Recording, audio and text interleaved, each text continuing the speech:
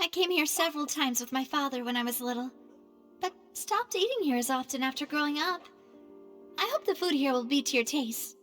Oh, don't worry. We haven't eaten at a hotel like this in a while. Paimon's getting excited already. In that case, I'll go order for us first. Please wait here a moment.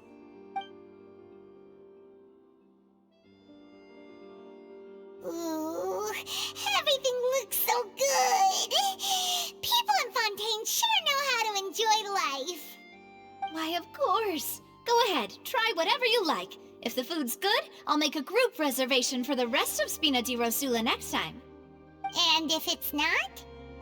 Well, then I'll still bring everyone. Albeit with only one dish per table. You, sure have your own way of doing things. Oh, we called this a farewell meal, but we could also treat it like a victory feast, right? We did just win that case after all. Oh, true. Very true. In that case, boss, we'll have another 2 dishes. Huh? Paimon didn't mean that you had to order even more food.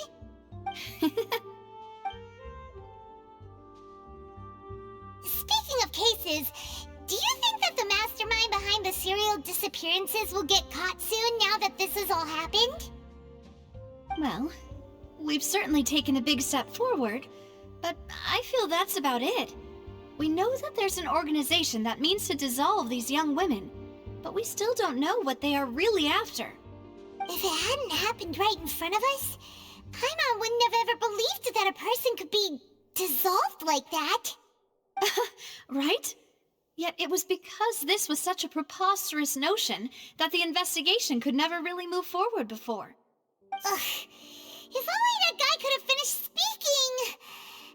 We were so close to hearing who was behind it. In such investigations, even the smallest step can seem like a yawning chasm if the trail of clues is cut off.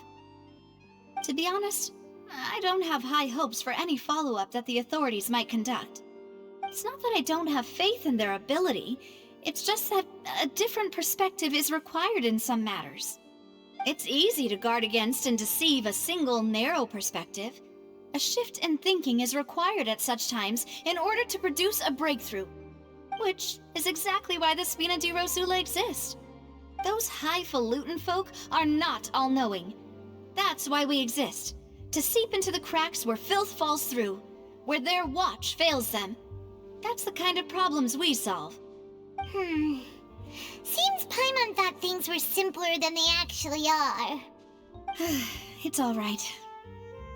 Well, this was supposed to be a farewell meal, so I doubt you have further interest in this business, right? Let's talk about something else. Like, what are your future plans? That's true. We didn't have a chance to speak to her after the trial ended. It didn't really seem like the right time or place to do it anyway. I see. So, your primary objective, which has been foiled so far, was to have a chat with the Hydro Archon. I've heard that there's a long line of people waiting to meet Lady Farina. I suspect you'll be waiting for quite a while, considering that you missed your chance today. Yeah, we've heard that she's super popular here in Fontaine, and that it'll be tough getting any of her time. Well, would you consider some more, unique ways? Perhaps even methods of, let's say, questionable legality? Guess that's Spina di Rosula's boss for you. Chock full of sketchy ideas. Well, what did you have in mind? Well, one way would be to infiltrate a performance troupe at the Opera House, only to abandon your act at the play's climax and ask to speak to her after the performance. I'm sure Lady Farina would be eager to see the ending, and would agree in order to finish watching the play, don't you think? Could you suggest something a little more practical? This plan seems pretty hard to pull off. We'd have to go learn how to act, and acting's really hard. All right, here's another. Find a way to conceal yourselves under her bed, then wake her up in the dead of night and demand answers. Don't let her go back to sleep until she answers all your questions. I can personally testify that this one works. When I'm sleepy, I'll do anything as long as I can finally get some sleep. That might work, but that's not really the problem. The problem is we don't want to get ourselves arrested. Ah, valid point. I overlooked that part. I was just thinking about leveraging a person's desire for sleep. All right, no more joking around. Perhaps you could... Oh, I don't know. Cut the line when she's on a break. You did defeat her in court, clearing citizens of hers from false accusations. False accusations she had nearly upheld personally. I imagine that she feels quite ashamed about the whole thing. You mean that if we catch her while she's on a break, she might be too embarrassed to refuse? Oh, that does make some sense. Why don't we give it a try after this meal? You know, strike while the iron is hot and all. Huh? Paimon, did you drink my Fanta? Was this your drink?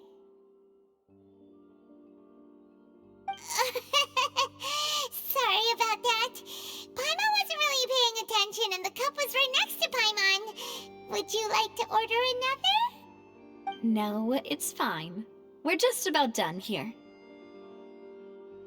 Alright. Honestly, Paimon wouldn't recommend Fanta anyway. It tastes kind of salty and icky. Is that so? Huh.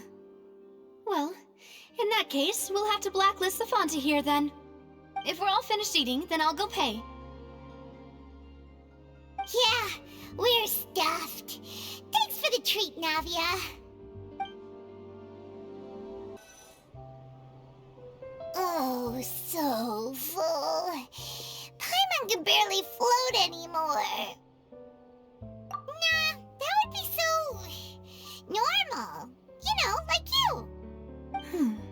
Okay. As for expenses this month, we're left with... Hey, Navia! What are you doing over there? Oh, nothing. It was just a meal, you know? Nothing the Spina di Rosula can't cover. Let's get ready to try to meet the Hydro Archon again. Bye, Navia! So this is goodbye, huh?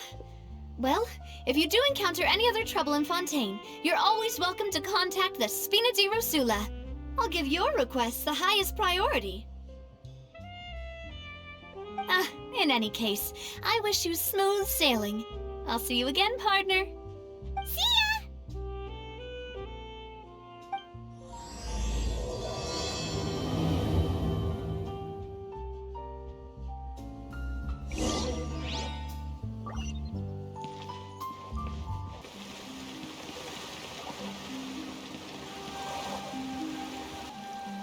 There aren't many people around anymore.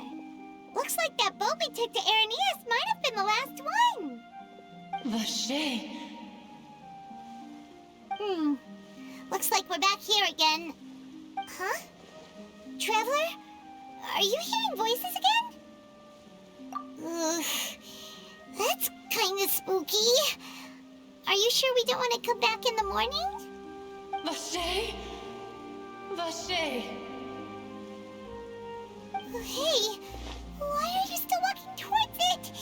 There might be something nasty in the water. Huh? Hang on. Paimon can kinda hear a voice. It's calling for Vache, right? Hey, Traveler? Stop walking! Come on, wake up!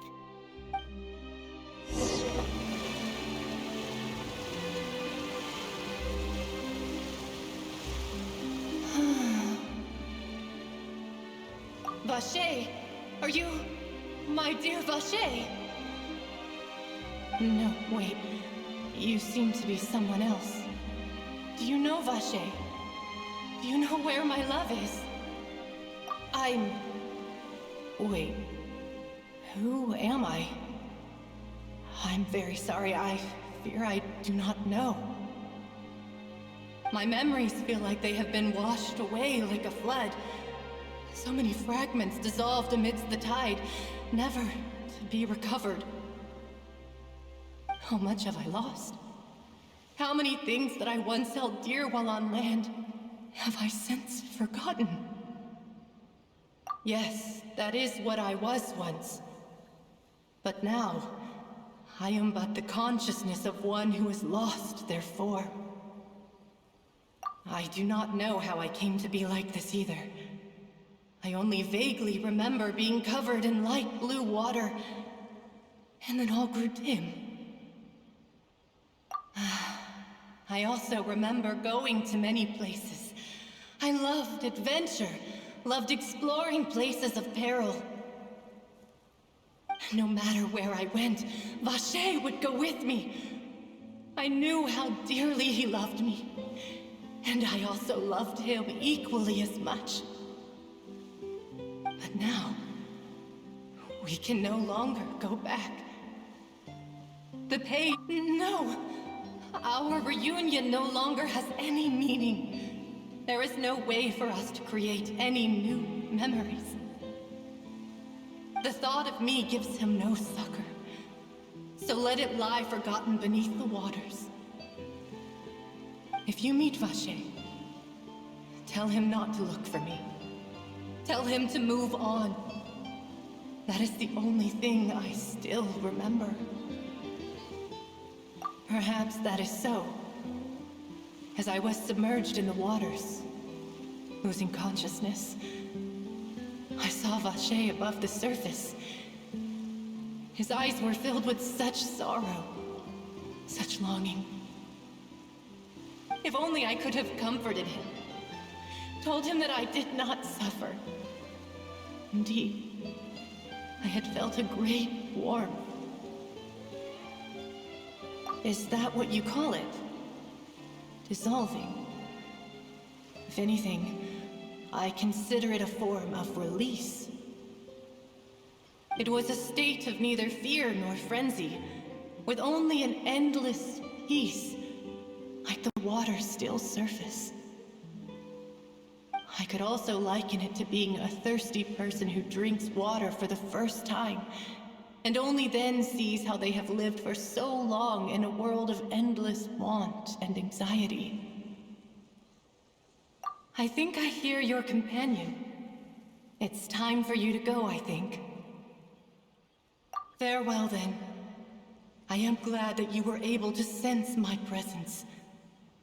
Remember, if you see Vacher, tell him not to seek me out any longer.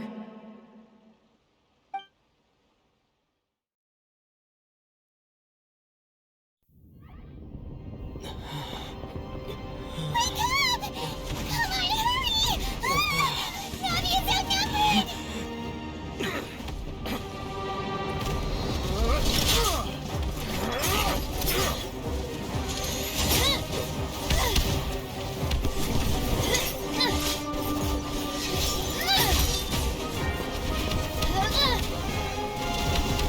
Look out!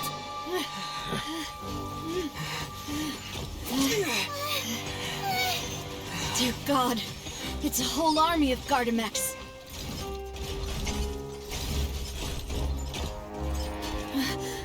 Chlorand?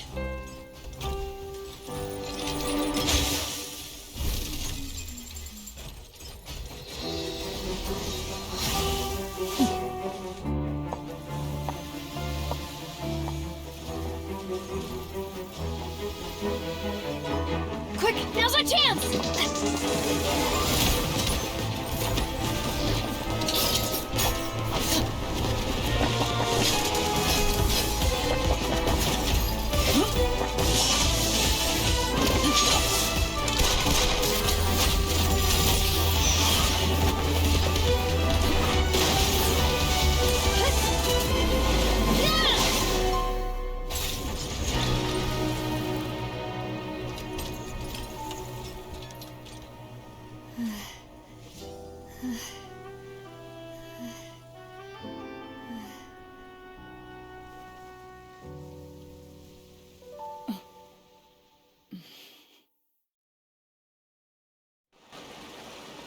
I should thank you for lending us your sword there, Clarand.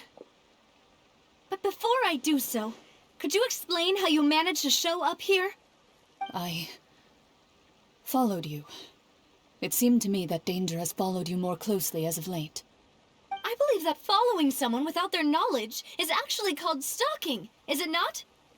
Mr. Callus's last wish was for me to ensure your safety, and I will not betray his trust. He would do the same, were he alive today. Do not speak of my father! Sorry, demoiselle. I was not strong enough. Thank you for your aid, Miss Clarand, but do keep an eye out for your manner of speech. I believe we all wish to avoid unnecessary emotional harm. Sorry, I did not consider your feelings. Whatever. What else do you know? How did you come to the conclusion that I'd be in grave danger? I doubt I know much more than you, but I believe that the mastermind behind the serial disappearances is very powerful. Your performance tonight will almost certainly attract their attention.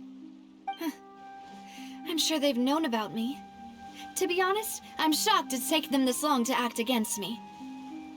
And what about these Gardamex? I thought only those associated with the Maison Gardiennage could control them. None of these mecha have serial numbers. I was sure to check a moment ago. They are not the ones used by the authorities to enforce the law. I can only conclude that some powerful or wealthy party must have obtained them via illegal means, deploying them as a private force of sorts. What? Your point being that they're out of Spina di Rosula's league, then? Yes. Be careful, and do not act rashly. I will continue investigating no matter what. We will bring the truth to light. That's my father's true last wish. Regardless, thank you for your help today, Clarand. But if you get any ideas, tell me first. I don't much appreciate being followed. I do not think that they'll strike again anytime soon. So I shall stop following you. Good day, all.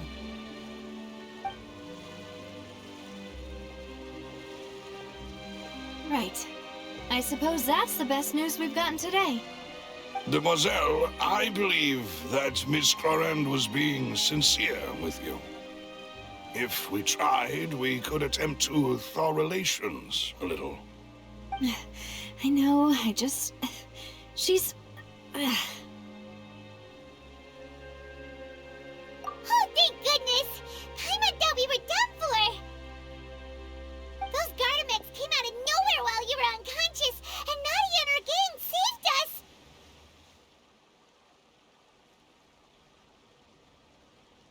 Oh, and there was that champion duelist named Clarand who came out to save us too! We got lucky there. Paimon probably couldn't have fought them off otherwise.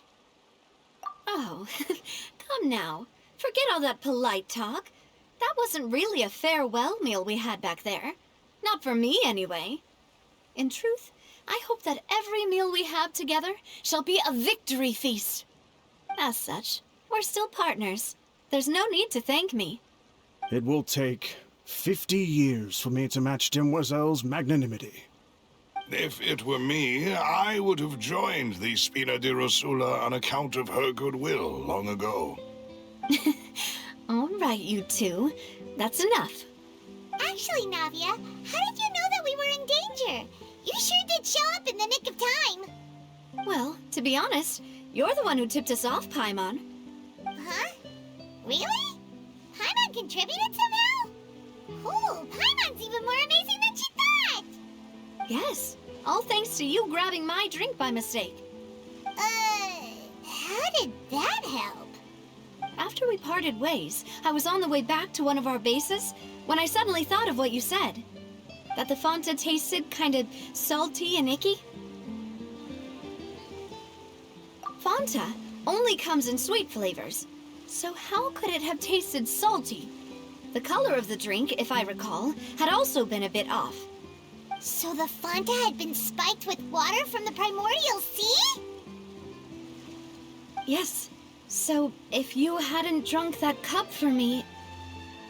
Spina di Rosula is preparing the grandest of awards for you as we speak for saving the boss. Huh. Really? I sent people to Hotel de Boer to investigate, but whoever did this left no trace at all. That's when I figured out that you might be in danger, and hurried here as quickly as I could. But why would they go after us too? All we did was defend Linny in court and help clear his name. Ugh, now we're caught up in this mess too, aren't we? Well, you did foil a plan that they were probably pretty proud of, and almost got their name in the process. Speaking of which, did anything strange happen when you drank the primordial seawater? Well, it can't be a coincidence that the traveler fainted just now. He said that he heard that voice calling for Vache again. Oh, and this time Paimon heard it too, but it was real faint. Does this situation have to do with the primordial seawater then? Does that mean the primordial seawater raises someone's sensitivity to hydro when it's used on people who are not from Fontaine? That doesn't sound like too much of a bad thing, to be honest. New intel? While you were out cold? Well, let's hear it, shall we? Oh, that is important. Vache. That name doesn't ring a bell. I suppose he hasn't stepped forward as a witness in court lately. Since he saw that young woman dissolve, he was at least at the crime scene. But he never gave testimony or any information regarding people dissolving in the primordial seawater. Could he have been threatened? Yes, thank you. This is very important information indeed. We will continue to investigate. Oh, you mean you'll help us investigate? Well, you did say that our farewell meal didn't really count. That means we're still partners, right? And besides, we're in this now whether we like it or not. You're not gonna let those people who targeted us get off the hook so easily, are you, Traveler? Demoiselle, do try not to look quite so pleased. You are the face of Spina di Rosula, after all. You talk too much. Well, in that case, let's head back to one of our bases, shall we? I'll arrange accommodations for you. We also have some plans to go over, and hopefully we can deepen our bonds as partners. But we'll take that one step at a time, I guess. Don't worry, you two. With us around, our base is definitely secure.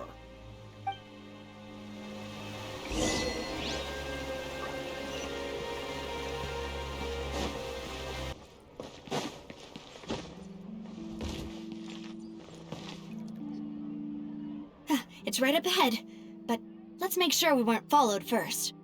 I've been keeping watch, Demoiselle. I haven't spotted anyone suspicious thus far. Very good. But let's not let our guard down for now. I shall find rooms for our respected guests. Thank you, Malus. Now, let's continue, Traveler.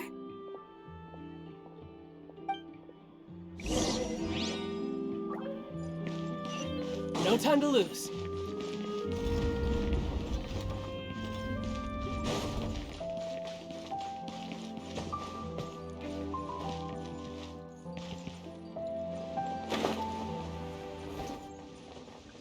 I could get used to this.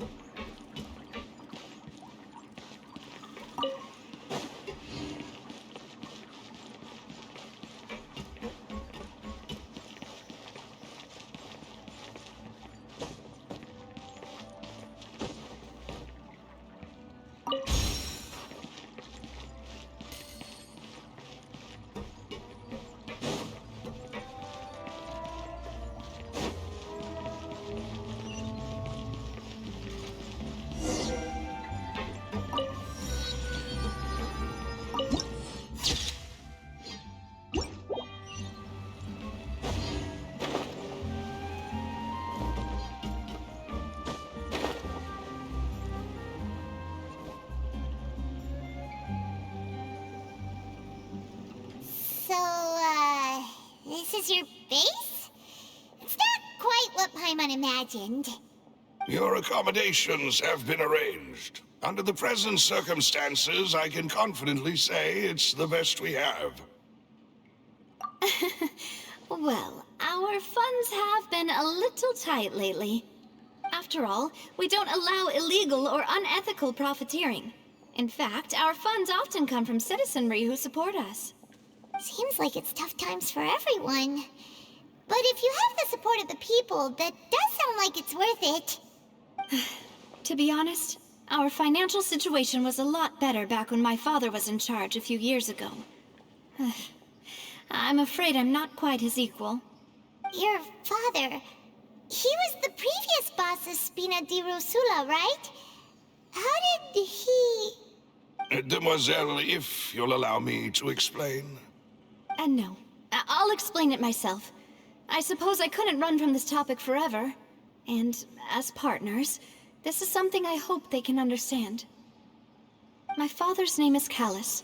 Yes, the same one they call Callus the Unfaithful in the streets. 3 years ago, he was accused of murdering his own friend. But he chose a duel to defend his honor instead of standing trial. He died in the duelist's ring. Oh no. But I do not believe my father was a murderer. I'm sure he was set up. At the time, I believed that if he only stood trial and was duly investigated, something amiss would crop up and prove his innocence. But strangely, he not only requested the duel himself, but rumor has it that even after being seriously injured, to the point where he could be deemed as having lost the duel, he refused to surrender, determined to die in the arena. 3 years later, I still don't understand why he did that. How could he protect his honor if he's dead? If anything, he gave up his chance to defend himself. The closest piece of info I have is that my father had been investigating the serial disappearances case at the time of his death.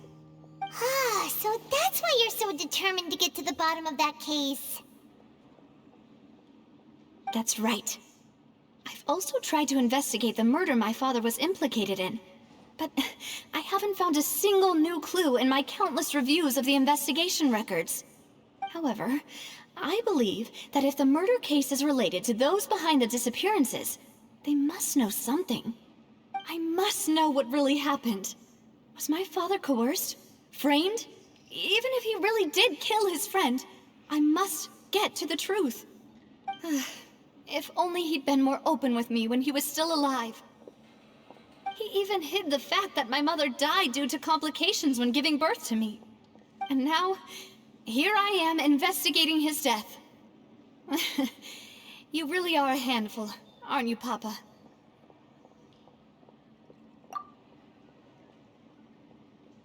Demoiselle, please, if there is anything I can do, anything at all. I also will never believe that Master Callus murdered anyone. There are none whom I respect more than the two of you, Demoiselle. Master Callus did so much good in life, yet all it took was one murder case for him to be dubbed Callus the Unfaithful. Even our supporters decreased greatly due to that incident, hence our strained finances at present. Wait, if Callus was such a good man, wouldn't people at least be a little suspicious when he was accused? No. Perhaps people just revel in that kind of drama. It's not something exclusive to people from Fontaine, really. Everyone's like that. People love watching the evil turn over a new leaf, but they also enjoy watching good people fall into an abyss from one slip-up just as much. But how could... Never mind. If Callus was really falsely accused, we have to find the truth. He didn't deserve to have that happen to him. There is one other thing. Master Callus's opponent in the duel was Ms. Clorand. Oh, her? Well, then, isn't that as good as saying that she was the one who killed him? Yeah, that's not the sort of thing that you can just let go and move on from. Miss Clorand has always placed great emphasis on the honorable nature of the duel. If her opponent doesn't yield, she will not stop either. She knew Master Callus beforehand and greatly respected him, but seeing how he was resolute in the arena, there was only ever one choice she could have made. It's not that I don't understand her at all, but I just can't deal with this yet. Don't worry, Navia. Paimon knows how you feel. You don't have to force yourself to do that. Afterward, Miss Clorand told us that at the start of the duel, Master Callus requested that she ensure Demoiselle Navia's safety. Yes, that is our understanding as well. Oh, Papa. What madness drove you to ask the person who killed you to take care of me? All right, anyway, that's the information I wanted to share with you. Even if it did sound like I was just complaining towards the end. Thanks. You two should go and rest. This was quite a day after all. Yeah. Paimon's beat. Please, relax and get some sleep. We will ensure you rest soundly.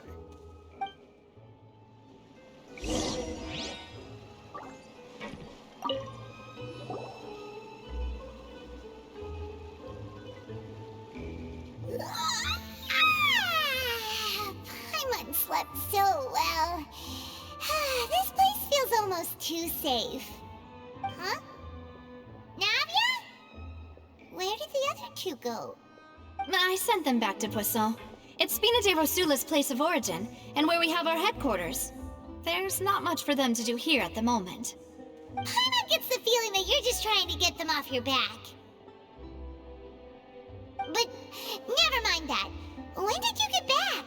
Were you waiting here the whole time? No, I just returned after going out for a while. I did some investigating yesterday regarding the name Vache. Wait, so you didn't sleep at all? How could I after having such critical new evidence appear? Guess Paimon wasn't speaking for everyone just now, huh? Unfortunately, this name seems to have been wiped from existence. It doesn't seem to have a match anywhere. I suspect that those behind this have already taken steps to hinder an investigation from this angle. But that does prove that this Vache person is a key witness in the incident. Does that mean we're too late, though? No. There is one ray of hope. One place in Fontaine that they would find almost impossible to threaten, no matter how much they wanted to. And that is the archives kept by Chief Justice Neuvillette, a place where detailed files on all the cases in recent years are kept. If the Oceanid you met is one of the young women who went missing recently, we should be able to find some related information there. So Neuvillette maintains an archive of case files? Whew, guess that's the hard-working Chief Justice for you. In that case, let's go talk to him, shall we? Aren't you coming along, Navia? Did you get tired? No, it's nothing. Let's go see the Honorable Chief Justice.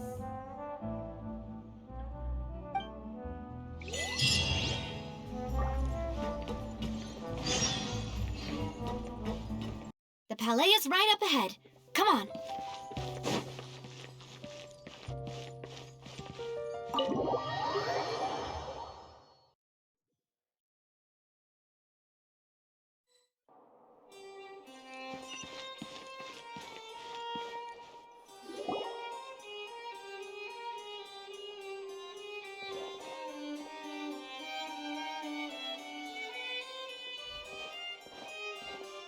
Halt! Please state your business here. The Chief Justice is presently occupied with official matters.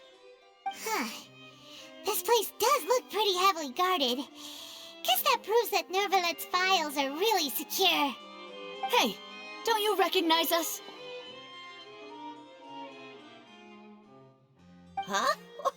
Who are you? Just to be clear, I don't care who you are or who you might be related to. Our rules make no exceptions. See? They've got great discipline, too. Yep. Paimon can tell. If you're here just to crack jokes, I can point you towards the exit. Unlike some, we're busy, so please leave if you don't have a reason to be here. No. What I meant to say is, shouldn't you remember us from a few days ago? We were at the trial of the great magician Linny. Oh, yes, I remember. I read about it in the Steambird. You must be Linny's attorneys. It's all coming back to me now. We're here today to report and archive some information on a follow-up case. Huh. Is that even a thing? Of course. Don't worry. We're here on official business. You can trust us. All right then, I'll let you through. The Chief Justice is just inside. Thanks so much.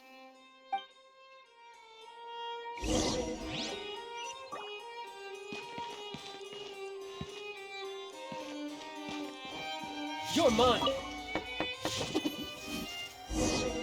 Please come in.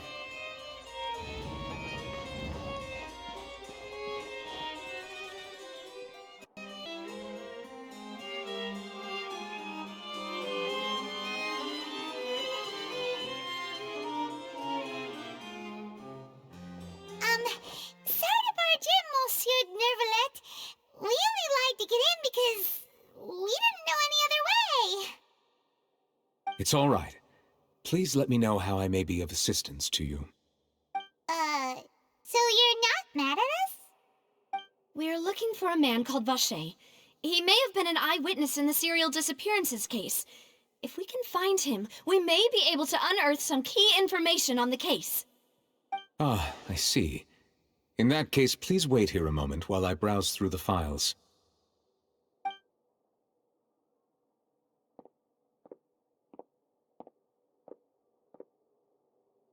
Who knew that Nervalet would be so easy to talk to?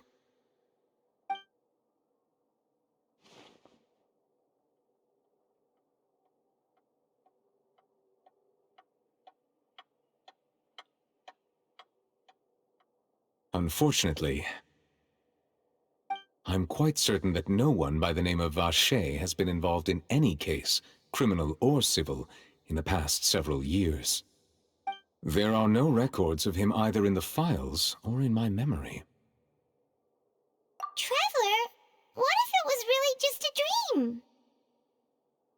Is that so? All right then. Thank you so much, Monsieur Neuvillette. We'll take our leave now.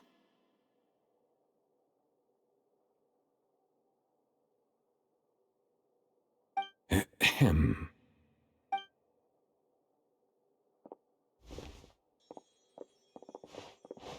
Miss Navia, I can understand how you feel. Your father, Callus, was a truly exceptional man. We deeply regret his passing.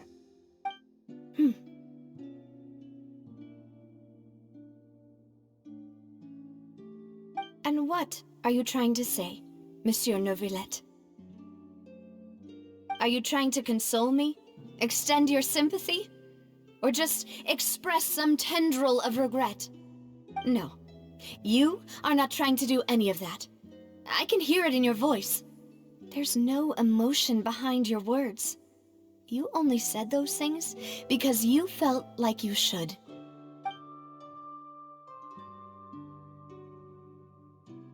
It's just like last time. After my father took his place in the duelist ring, I pushed through the guards to talk to you as a last resort. You even told me then that you thought there was something fishy with the case, yet you still allowed the duel to go ahead. In your eyes, the value of a human life is nothing compared to those cold laws you hold so dear. If you truly regret my father's death, then why didn't you call a stop to the duel? Why didn't you give me the power to stop him from throwing his life away? Why did you just let him die, despised and hated by all? Everything was hanging on a thread at that moment. Just the tiniest effort could have changed everything. There are still so many things I never got to tell him. So many questions he still owes me answers to. If you really have no heart, then just look me in the eyes. I, Navia, will show you the true meaning of regret. I'm sorry, Miss Navia. You and my father are truly alike. You keep all kinds of things in your heart and never say a word to anyone. It's not so much that you can't feel, but that you would never express anything. Oh well. In any case, everyone already knows full well the apathy of the Chief Justice. My apologies for taking my emotions out on you, Monsieur Chief Justice. Let's go, Traveler and Paimon.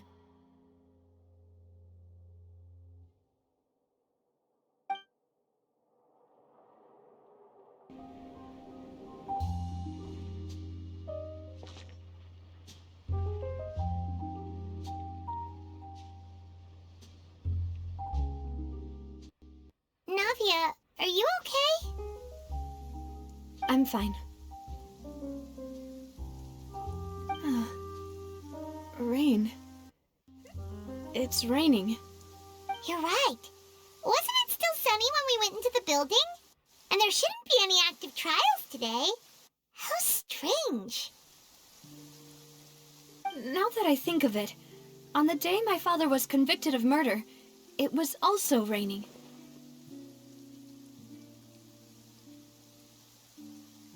What is it? Did you think of something? Yeah, he was outside. It was uncovered and the rain could fall there. Why? Do you think the rain could have affected the crime scene? That thought has occurred to us before. We've even expanded the search area to try to account for that, but didn't find anything of value. Oh? Wait. You don't mean... So you're saying that the true murderer could have been turned into water and then got washed away with the rain? Yeah, and if that's what had happened, then no one would have believed your dad, even if he explained what he saw to the authorities. I really think I found a true genius for a partner. You're completely right. How did I not connect the dots earlier? All right, let's go to Poisson. With this new lead in mind, we'll get to the bottom of my father's case for sure. Yeah, we're gonna make progress for sure this time. Do you want to go with me now? Or do you want to head over by yourself later? Great, let's go then.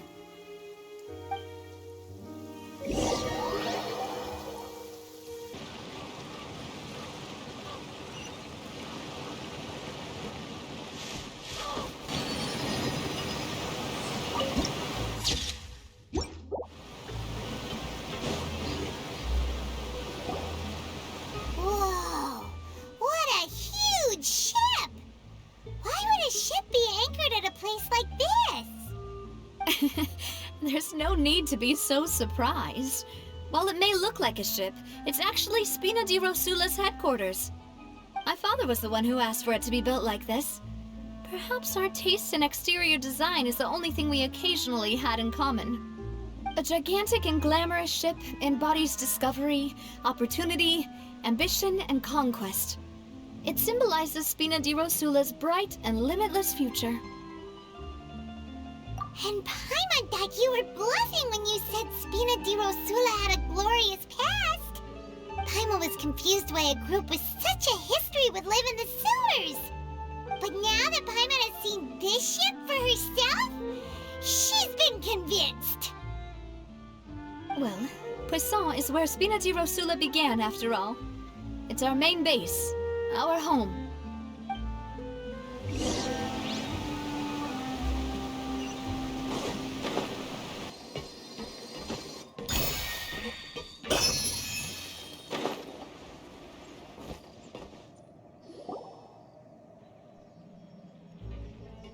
Melus, we're back! Apologies for the wait, demoiselle, and our most important partners. You said before that you still had some business at the court. What brings you back to Poisson so quickly? About that.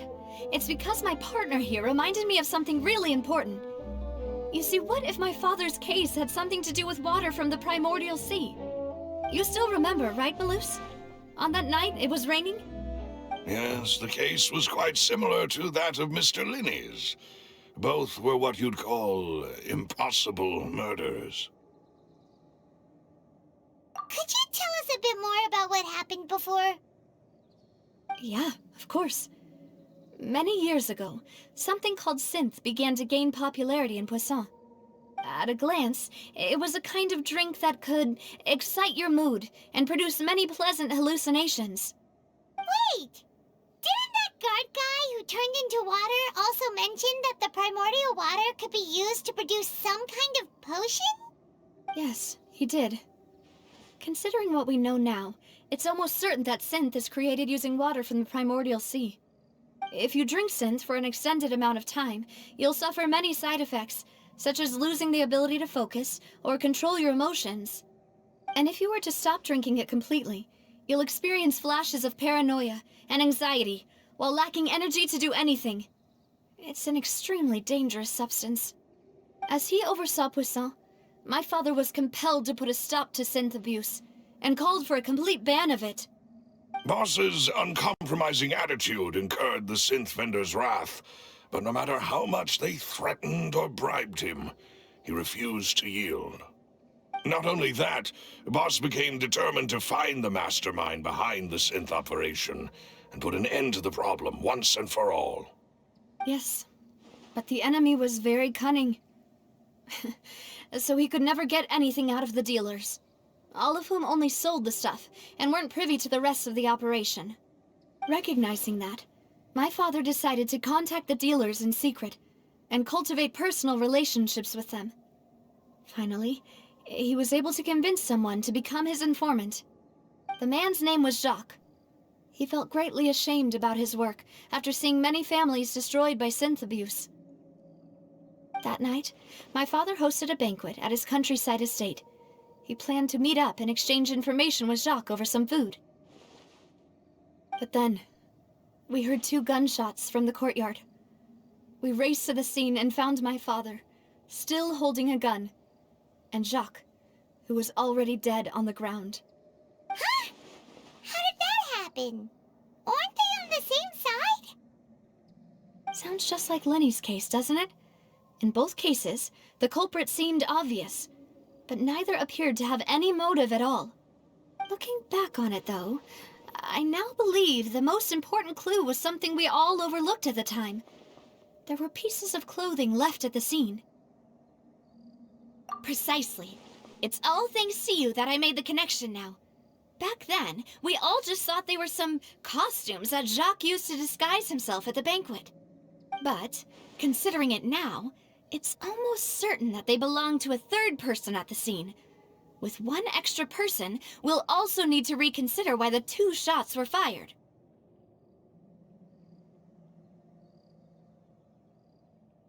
You're right. We still don't know what happened. But my intuition tells me that we're on the right track to figuring it all out. I'm finally headed towards the truth. Jacques was an empathetic man who was infinitely remorseful for his past actions. It's unlikely that he turned on Boss with 0 warning. I think this third person is probably the key to the full truth. On that note, however, even though this will not please you, demoiselle, as your and your father's butler, I must still offer a word of warning. Our opponent is insidious and cruel. They are extremely difficult to deal with, and Boss has already lost his life trying to bring them to justice. Even though Spina de Rosula has lost most of its former glory, Poisson has welcomed a new time of peace, and we have been allowed to live out our lives. There is no need to follow your father's path. It would be both wise and in line with Boss's wishes to step back and give up on the case. If that's indeed what he wished for, Then he should have told me that himself. Was I not the closest person to him? And yet, I was the one most kept in the dark. What was the point of him dying without sharing any of the secrets he knew? Did he manage to protect anything in the end?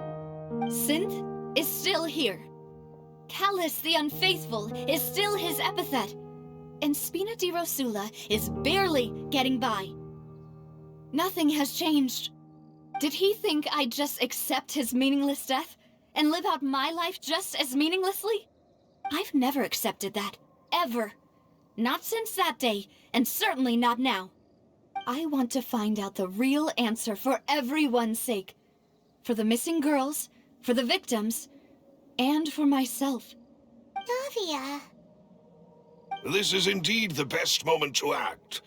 Your partner appears to be quite reliable, and more importantly, Demoiselle, I think you're also ready to take this on. So you do know something else, Malus? Yes, I do. In fact, even before that banquet, Boss already knew of the connection between Synth and the serial disappearances case. But what drove all the tensions to the boiling point was the revelation that you, Demoiselle, had been selected as the next target to disappear. What? Boss also didn't tell you that he had been diagnosed with a rare illness. The doctors told him that he had no more than 5 years left to live. And the serial disappearances case caused him great anxiety. 5 years was nowhere near enough time to resolve this long-standing conflict. But once he passed away, all the danger would pass on to you. Knowing all of this, he decided to use one final intimidation tactic before his death. He claimed to have already gotten his hands on some key incriminating evidence for the other side, and even told some members of Spina di Rosula about the details. But as long as you remained safe, he would not share the evidence with the public. If something were to happen to you, then he and all those he told would immediately expose all they knew about Synth and the disappeared victims. Right, so nobody would be able to get off scot-free. As we've seen, Boss's tactic has worked. Even though Boss has been gone for a long time, the other side has not tried to take Demoiselle's life. No, I don't believe it. He never appeared to look sick to me. No father wants their daughter to see them weak and haggard, especially someone as proud as Boss. To him, dying in a duel and suffering lasting dishonor as the Unfaithful was still far preferable than losing face in front of his daughter. So he chose to die in silence, so that he could protect me. I'm afraid you're not understanding this correctly, Demoiselle. What Boss wanted to hand to you was not a parasol, but a sword. If Boss's spirit could hear you telling me that you want to find the answer for the sake of everyone involved, I'm sure he'd be extremely proud. That fool. Couldn't he have just given it to me straight? No. He might have set up everything precisely because he never thought I'd be able to understand him. Is that the amount of confidence he had in me? And what if I was never able to make it to where I am now? Yeah. I suppose that's true. With the way he'd set things up, if I had wanted, I could have just lived out my life without a care in the world. But thankfully, he rarely talked to me about complex matters, and thus understood little of me as a person. In this case, he really didn't need to give me an easy way out. Malus, what was the key evidence that he shared with you? It's the location where Synth is produced. Essentially, it's the enemy's headquarters. When he was threatening the enemy, Boss didn't share the specifics of the incriminating evidence he found. But if you want to use it against the enemy, you'll still have to take several things into consideration. Why? If we know where the place is, can't we just go storming in? You mustn't forget that we're fighting against a mysterious and dangerous organization that's been in operation for decades. There's no telling what might be lying in wait at their headquarters. We also have no idea what kind of evidence we may be able to find inside, nor what people we may be able to capture. But a single visit to their headquarters will be tantamount to a formal declaration of war. The worst case would be that we leave empty-handed, but also open ourselves up to full retaliation. Then, in that case, why not work with the Fontaine authorities? Well, you saw one of them dissolve during Mr. Linney's case. We have no idea just how thoroughly they may have been infiltrated. Huh. That's true.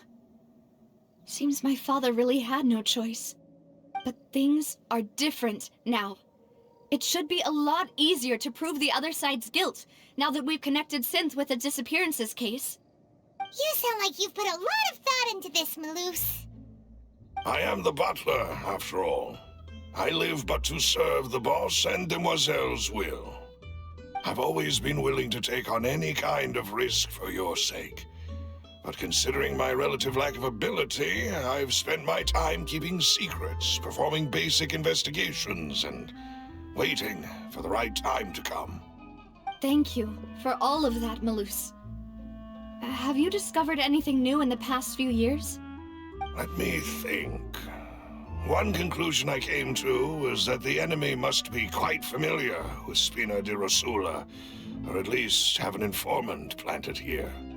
When I announced orders to the organization's members on Demoiselle's behalf, I used to deliberately keep a few people in the dark and observe the reactions of the synth vendors.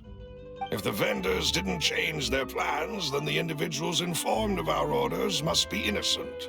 If the vendors packed up and fled, however, then someone must have given them the news. After several rounds of testing and investigative tracing, I've narrowed the suspect list down to 3 people. The first is Florent, Spina di Rosula's senior advisor. Huh? Florent? Yes, surprising, isn't it? He was one of the people Boss trusted the most, which also means that he was someone who understood Boss really well. Thanks to his position within Boss's innermost circle, he always knew our upcoming plans and could thus avoid capture this whole time. There's someone else like him too. Marcel, the head of Confrérie of Cabrières. Uncle Marcel.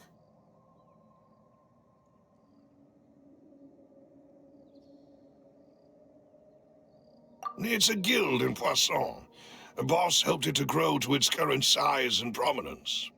In the beginning, they were only reselling some daily goods, but now they're one of the richest guilds around with a lot of business connections in the city.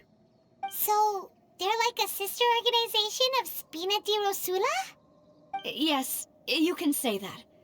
When we were fighting against the synth dealers, they provided us with plenty of support. It's a bit difficult to imagine someone using their own money to hunt down themselves. The final suspect is Thierry, the man responsible for coordinating information between Spina di Rosula and the guards. Although the guards mostly leave us to our own devices, there are still many activities we have to report to the local authorities. Since Thierry is always in the know about our current activities, he could theoretically always plan one step ahead. I see. These are all people who I communicate with quite regularly. To think that the enemy we've been fighting against has been right next to me all along, among those I trust the most. It's almost too hard to believe. If you want to investigate them, please take every precaution to not alert the quarry. Judging from our experience, the enemy is extremely cautious. Of course. And thank you, Malus. You've provided us with a lot of great information. You're too kind, my lady. I'm just doing my duty. And before I forget, proving Boss's innocence would also mean clearing him of blame in Jacques' death. After that incident, Jacques' wife and daughter were taken into the Spina's care. They still live in Poisson today. If it might help, you could also pay them a visit. I can make the necessary arrangements. Aw, thank you so much, Malus. You really are the best. A new case awaits, my dear partner. I hope we can work together to uncover the truth and end this case once and for all.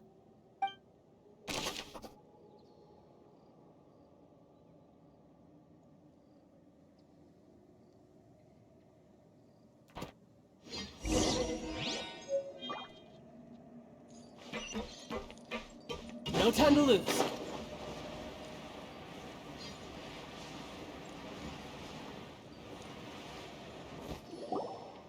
It is settled, then. Please excuse me, and enjoy your conversation at your leisure. Thank you for arranging everything for us, Malus. Excuse me, miss. Do you need anything from us? Oh, Hey, Navia's all quiet. This isn't like her at all. I'm sorry that I only came to visit after all this time. After what happened, I didn't know how I was supposed to face the two of you. Ah, if it's about that, there's no need to apologize. After my husband died, Spina di Rusula sent us a lot of mora and support. I understood your guilt and apology to be genuine. But aren't all of those things nothing compared to the loss of Jacques? I can understand the kind of pain that comes with losing a father so needlessly. You don't understand at all. I didn't know how to face you, because I didn't know what I could possibly bring as a consolation gift. I know only the full truth could bring closure to you, and to all of us. Mm-hmm. I'm sorry. I appreciate the sentiment, but you don't have to carry all that guilt. On the matter regarding my husband, my daughter and I have more or less found our answer already. Would you mind sharing it with me? I really can't believe that my father could ever bring himself to shoot Jacques. I always knew that my husband's money was earned through others' suffering. He told me countless times that if he could turn back the clock, he would never go into the synth business again. He had many regrets, and felt that he took the idea of providing for his family too literally. For the longest time, he thought Mora was everything. So when Mr. Callis came to him with a proposal, he accepted it almost immediately. He tried to be as careful as he could, but even so, he was still found out by the higher-ups. They found out about his betrayal? Papa didn't say that exactly, but Papa did tell me that I should never be ungrateful. Before he left that day, he told me that he had no choice. It was only later that I realized it was his final farewell to the two of us. I don't know that for sure, but you could say that's the conclusion I eventually came to. Which is why I'm the one who should feel guilty. Callis had always taken great care of us, both when he was still alive and after he passed away. Even if he fired the shot that killed my husband, it was likely in self-defense. It is impossible for me to hate him for what he had done. But Mama, why is Papa still the bad guy if he did the right thing? Papa always wanted to be a good man, so why did he have to do a bad thing in the end? Well, things aren't always as they seem. You still feel like your papa was a good man, right? Yeah, Papa was a really good man. The best in the whole world. Then you should hold on to that.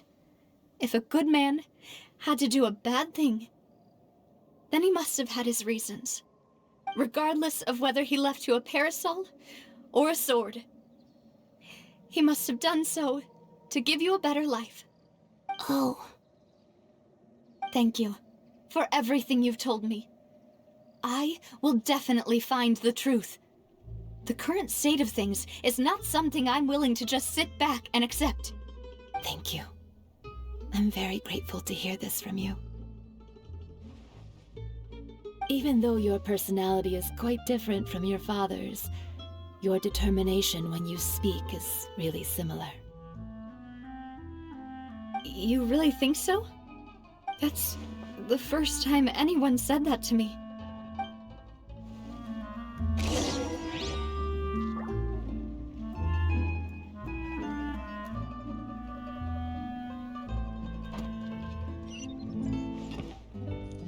Are you okay, Navia? I'm fine. Don't worry. Let's investigate the 3 suspects next.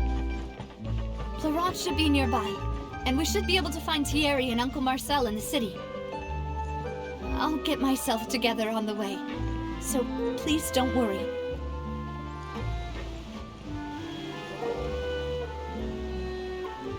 Greetings, boss. How may I be of assistance today? I'm sure you've heard about what happened at the Opera House. Someone got turned into water right in front of us. Yeah, I've heard. With something that dramatic, I'm sure journalists will milk it for all it's worth. And it'll be all the talk for the next several weeks. It also reminded me, on the day that the incident happened with my father, it was raining outside, and we found some clothes left at the scene. After my partner here put the dots together for me, I feel like we should try to reopen his case. Can you do me a favor and try to recall what happened that night? Let me think. Mr. Callis was feeling pretty upbeat that day. So he was drinking and bantering away with us at the table. After that, he told us that he wanted to go get some fresh air. So we let him go without thinking much of it. Who knew that we would hear 2 gunshots ring out right after? My first reaction was that Mr. Callis's life was in danger. So I grabbed my holster and made a mad dash toward the scene. But when I got there, it was already too late. Mr. Callis was standing over a dead body with a gun in his hands. All we could do was look back and forth at each other, not knowing what to say. So you also remember 2 gunshots then? Indeed. The guard said that the first shot didn't hit anyone, while the second killed Jacques. But I've never really bought that explanation. Reason being, Mr. Callis had left his gun on the table. I even made sure to confirm that before running to the scene. But according to the guards, that doesn't mean he couldn't have had other guns on his person. About the clothes left at the scene that you mentioned, do you think there was a 3rd person there who was turned into water? At least from our perspective, my father had no reason to kill, so he would also have no reason to bring an extra gun with him. The gun he was holding probably belonged to Jacques, or a 3rd person on the scene. Yeah, that makes a lot of sense. So you're saying Mr. Callis ended up with the gun because he seized it from one of the other guys? But hold on. If that's what had happened, then why didn't he share the truth with any of us? He didn't even want to face the Oratrice machine, and chose instead to prove his honor in a duel. Did he lose all faith in the courts after seeing someone dissolve right in front of his eyes? About that, Malouse told me a thing or 2, so I think I can understand why he committed to the duel. I'll tell you everything once the whole truth has been revealed. I understand. Then I'll leave Mr. Callis's honor in your hands, boss. And if I may just say one more thing. The whole Callis the Unfaithful epithet has been a thorn in my side since the day it was invented. Many people have laughed at me for still calling him Mr. Callis, even after so many years have passed. But it was Mr. Callis's trust that allowed me to rise through the ranks of Spina di Rosula and live the life I lead today. No matter what others might say, he'll always be the man I respect the most. And he'll always be my boss. Don't worry. I will definitely find the truth. You and all our other comrades at the Spina deserve to know the truth as well.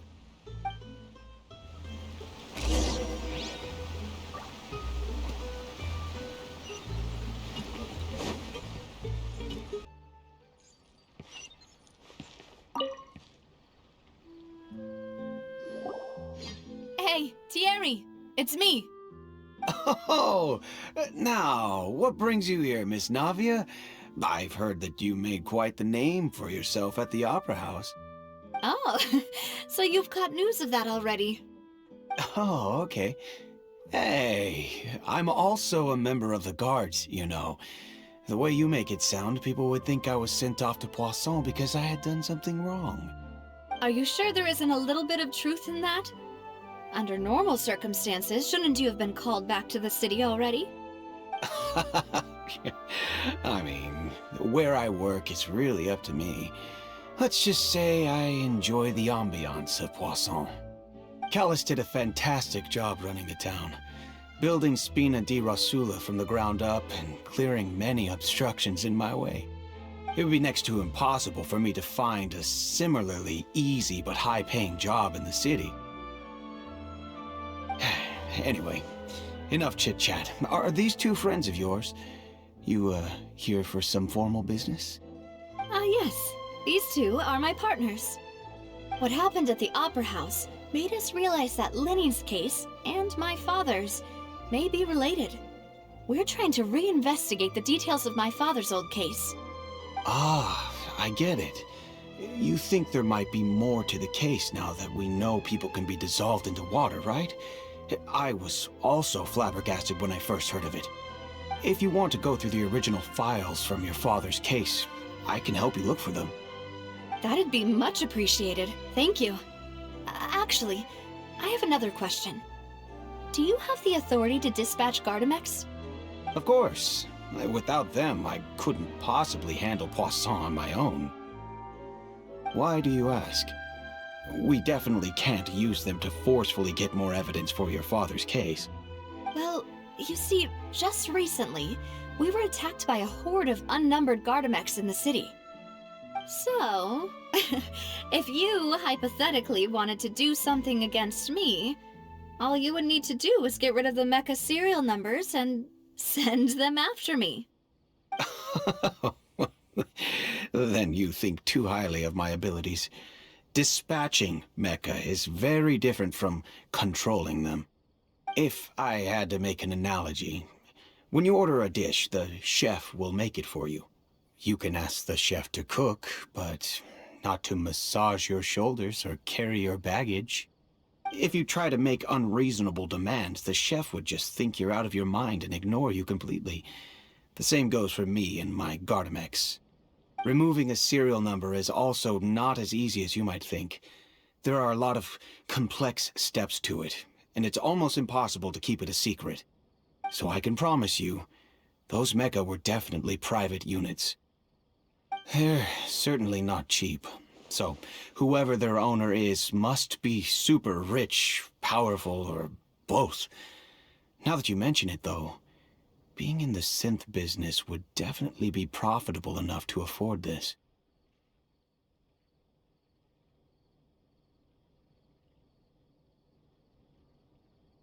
Oh, then you're officially in the clear, Thierry. Oh, well, thank you for the vote of confidence, Navia. Jokes aside, I'd like to wish you all the best with your investigation. I'll be staying in the city for a little while, so just come find me if you need any support from the guards.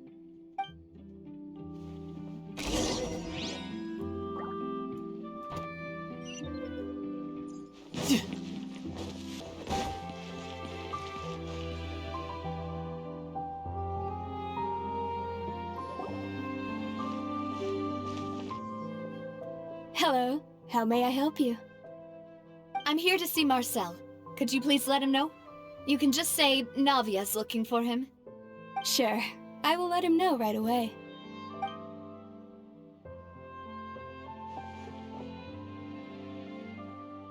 Ah, Navia, hello. sorry to keep you waiting. I'm not as young as I used to be, so my legs are giving out a bit. Oh, it's all right, Uncle Marcel. There's no need to stress. I just wanted to talk to you briefly about what happened in the Opera House. I'm sure you saw everything too, right? Yes, I've never seen anything so strange. Oh, you were at the Opera House too? That's right. I went there with Navia to see the magic show. Who knew it would turn into a whole murder mystery? I also witnessed your marvelous sleuthing work. Quite impressive.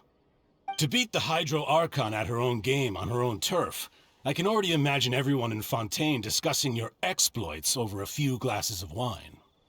Oh, Paimon doesn't want to become the talk of drunkards. Apologies. It's just how Fontaine is as a nation. Everyone loves drama and theatrics. Uncle Marcel, you've also noticed that other thing, right? The fact that humans can dissolve in water?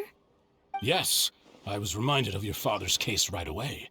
Is that what you're investigating now? Exactly. I still don't have much solid proof, but I can sense that the other side has already begun to act. Oh, and what makes you say that? We were attacked on Araneus by some unnumbered Gardamex. And there was also an attempt to get me to drink water from the primordial sea.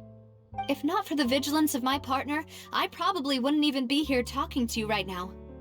Oh, you're giving us too much credit. Wasn't it you who protected us? Alas, it seems things are heating up again. The peace that Callus sought so dearly will soon become a thing of the past. But rest assured, Navia, Poisson will always remain a safe haven for you. If you're scared, you can always return there. If anyone dares to lay their hands on you there, the Confrérie of Cabrières will use its funds to the last Mora to bring them to justice. Thank you, Uncle Marcel. But I don't intend to go into hiding. I'm going to strike while the iron's hot. Do you have any new thoughts on my father's case? About that. Sorry, my age is catching up with me, so it'll take me a while to recall my memory. The Confrérie was responsible for that banquet, so I was out and about the whole time making sure things were running smoothly. I didn't even have the time to drink with the guests. Then I heard the sound of a gunshot, and the rest was history. Oh, it's okay. No need to push yourself. We'll ask around some more, see if there are any valuable clues elsewhere. Sounds good. Just let me know if you ever need Mora. All my wealth comes from Callus's patronage and support. I'll spend however much it takes to clear his name.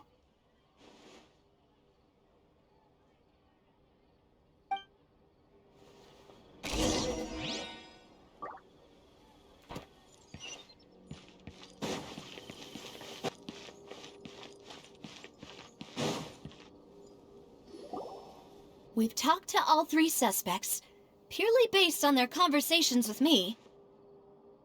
None of them sounded particularly suspicious.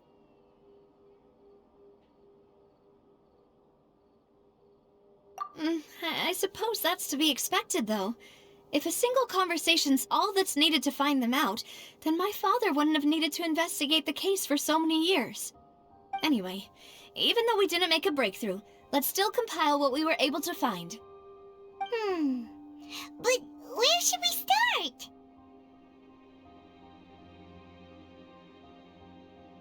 Ah, you're right! Flora mentioned that Callus probably only ended up with the gun because of circumstance. That makes sense. According to Jacques' family members, he already told them that he had been discovered, and that he had no choice before he left home that day. If I had to guess, he probably received an order from the synth boss to kill my father. Had he refused, he and his family's lives would have been forfeit. So, Jacques fired the first shot?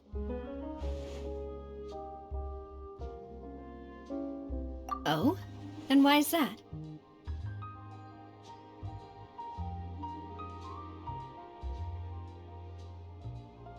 Ooh, that's a good point. Jacques probably already knew that he was just being used as a tool for murder. And once he had completed his mission, he'd be of no more use to his boss. Huh. So, what would make more sense from his perspective would be to turn his back on the Order and seek protection from my father. Makes sense. But without evidence, that's still just a theory. Besides Jacques, the attack from the Gardamex has been bothering me quite a bit as well. It's obvious that our enemy has become more antsy after the secret of the primordial seawater was revealed. Do you think he knew, even then, that we'd follow this lead to the end? Given everything that's happened since, it's quite possible. But who among the 3 suspects would have the ability to control privately owned Gardamex?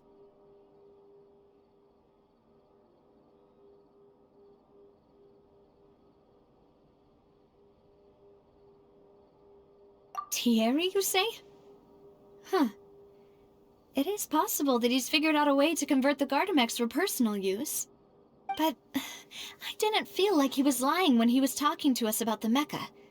I also don't think he'd be able to keep that kind of tampering under wraps. Yeah, had he actually tampered with the mecha, we'd be able to prove it with a simple check of the guard's inventory. If the mecha were taken from the guards, it should be pretty easy to find out when and how that happened.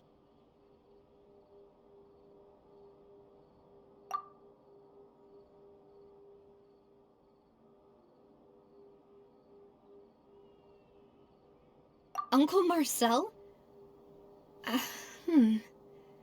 My father did really trust him. And they worked together on a large number of projects. Maybe that's how he got to know Jacques. And with funds from the Confrérie, he could also afford a large number of Gardamex. It's still really hard for me to imagine, though. After all, Uncle Marcel has been around since I was just a child. Also, wouldn't this mean he has been spending a whole lot of mora and energy to fight his own synth business?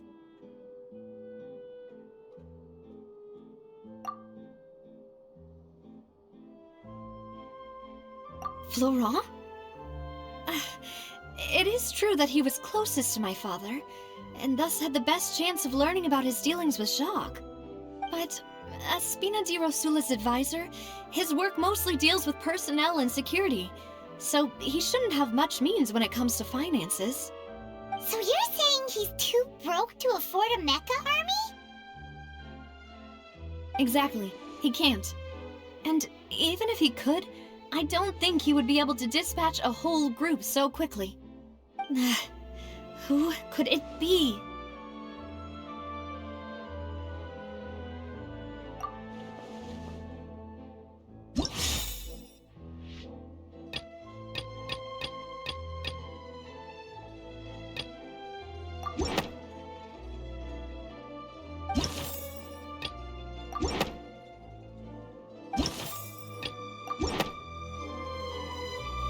You know, if you think everything through, Uncle Marcel is indeed the most suspicious of them all.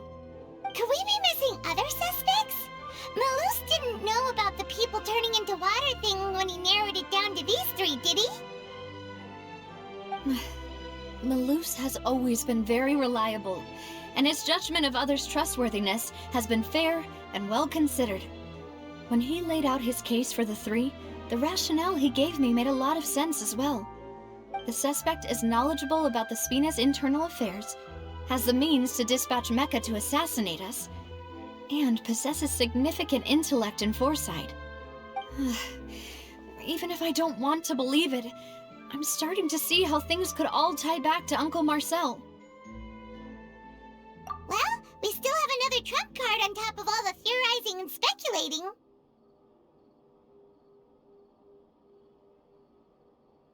Yes, Malus did say that charging straight in there would be extremely risky, but we don't have any other options right now. We need far more solid proof before we can hope to go charging in on our enemy. Navia, here you are. Oh, I've been looking for you. Huh? Aren't aren't you the guy from the guards? Did something happen? Yeah. News came from Irenaeus just after you left. We've got another trial on our hands. Wasn't that place built specifically for holding trials? What's so newsworthy about this one? I know. But they said the person they're putting on trial is a Fatui harbinger called Tartaglia. What? Is that someone you know? Yeah, we know him. Maybe even a little too well. Well, he's been accused of being the true culprit behind the serial disappearances case. It's absurd, don't you think? Wait, how? None of our investigations have had anything to do with him. That's what I thought was strange about it, so I came to tell you the news right away. If the charge against him stands, then it'll be next to impossible to get the guards to support any of our planned investigations. Right, because they'll think they've already found the culprit. Yeah, and it'll be a lot harder then to clear Mr. Callus's name. I understand. Well, partner, what do you think we should do? We still haven't found any conclusive evidence.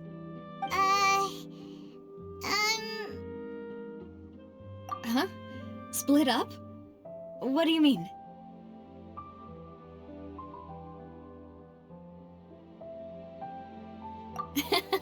Just as expected of my partner. Since this is a trial about the serial disappearances case, the culprit's attention will be focused on Irenaeus, leaving his home base wide open.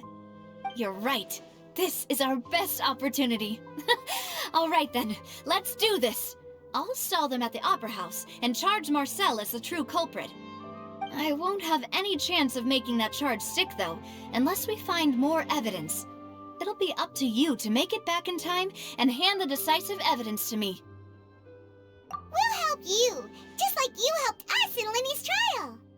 Demoiselle, please allow us to accompany you. I'm ready. Ah, Malou, Silver, when did you two get here? We heard that you'll be leaving Poisson and figured that you might require our assistance. It's our hope that your confidence will be bolstered with the two of us by your side. Thank you so much. Then, let's make haste for Irenaeus. Paimon, Traveler, I'll see you at the Opera House. See you then!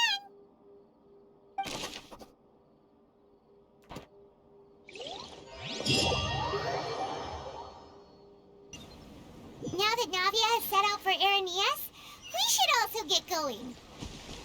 The location has already been marked on the map, so let's head over. Huh. According to Malus's info, the synth production base is underwater. Let's go and try to find the entrance.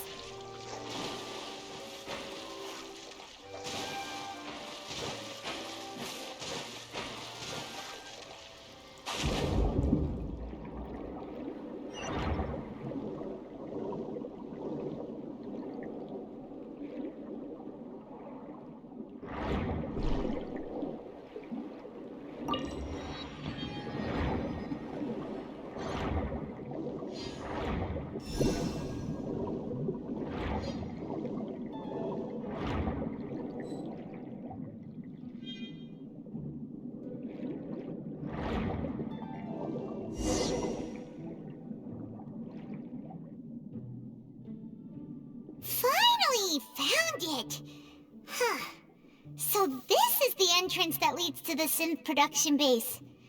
It sure doesn't seem out of the ordinary at all. Ah, you're right.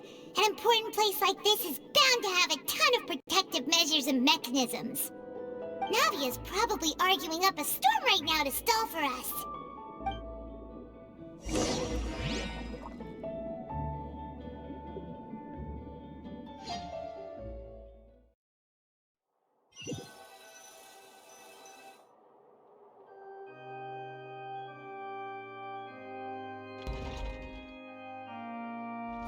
It would appear that I must repeat my question again, Mr. Tartaglia. Do you accept the charge that you are the true culprit behind the serial disappearances case? To be perfectly honest, I don't understand your country's complicated court system, or the reason why I'm being charged with something I've never even heard of. However, I did hear that people who have been charged can choose to participate in a duel to clear their name. Is that right? In which case, as long as I accept the charge, I can have an all-out fight with that champion duelist Clorend, right? I've got to admit, that's one of the most enticing offers I've ever received. When I privately sparred with her last time, she was obviously holding back. Real disappointing. Hey! Don't you understand? You're currently the prime suspect for a major case. This isn't the place for you to be looking for fights. Oh? Sounds like the Hydro Archon wants to lecture me on the ways of the Opera House. Then why don't you duel me too? I'm the kind of student that learns best in the heat of battle. No. That's not what I meant. Alas, it would appear that communication with the defendant is going poorly, and we have made very little progress. In that case, let me explain everything from the very beginning again. The goal of this trial is to determine the culprit behind the serial disappearances case. That case had nothing to do with him! You've got the wrong man!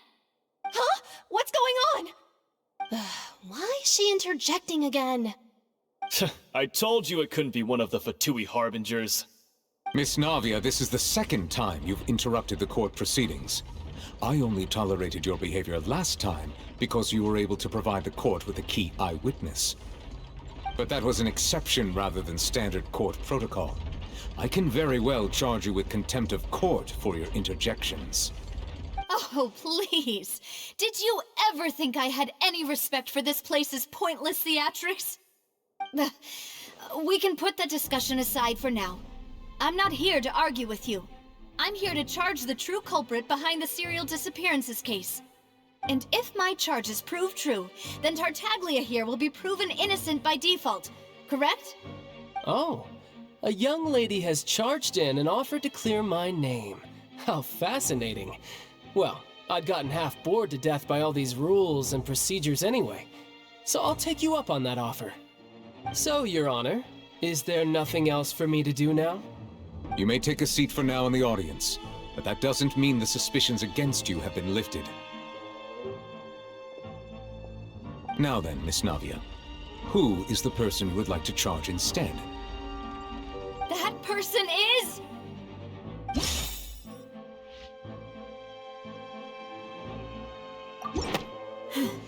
Something's not right.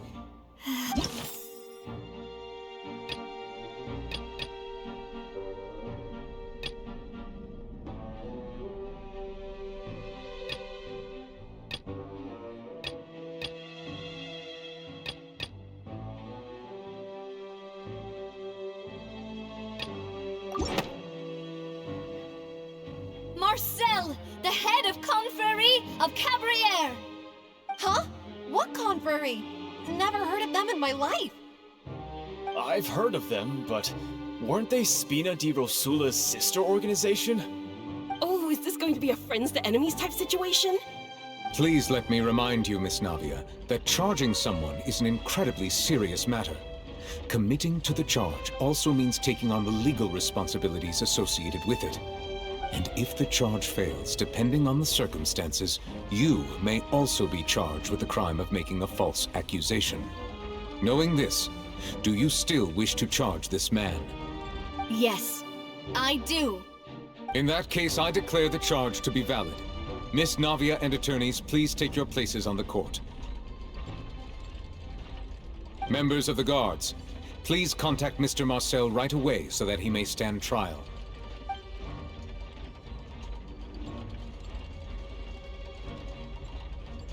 Mr. Marcel, you will not require an attorney. Is that correct? Apologies. It all just happened so quickly. I still haven't figured out what's going on. I think an attorney won't be necessary. This is probably just a misunderstanding between me and Navia. Very well.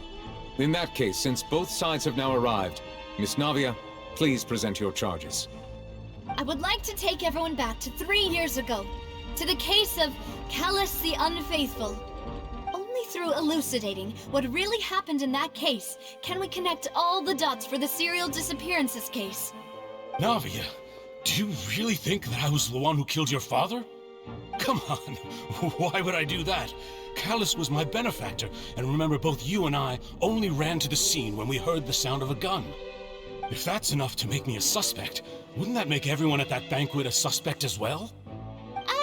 I think there's no point in getting into the specifics right now. The audience doesn't even have the big picture yet. Even I'm struggling to remember some details of that case. Exactly correct, Your Honor. I must refresh everyone's memory about that case before I can explain my charge and reasoning. I see. In which case, I will recount the findings about that case as originally recorded by Maison Gardiennage.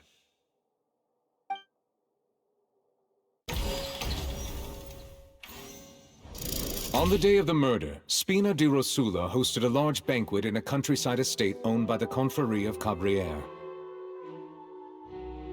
During the banquet, all attending guests heard 2 gunshots from the courtyard. When the guests arrived at the scene, they found the primary suspect, Callus, holding a gun, while his acquaintance, Jacques, lay dead from a gunshot wound. The guards' investigation did not recover any other firearms from the scene.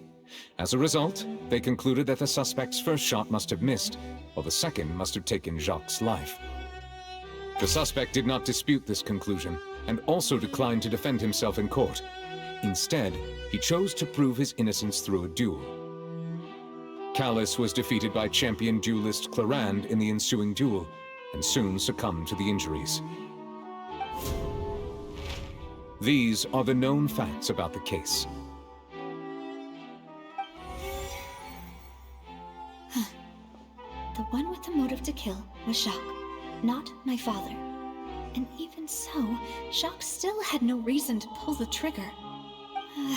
In truth, the third person shot Jacques first, and was shot in turn by my father when my father seized the gun from him. After that, the true culprit turned the third person into water, erasing all traces of him from the scene. Thank you for the summary, Your Honor. Of course, the guard's conclusion appeared quite sensible to us at the time. However, we should revisit the case now that we've gained new information about the abilities of water from the primordial sea.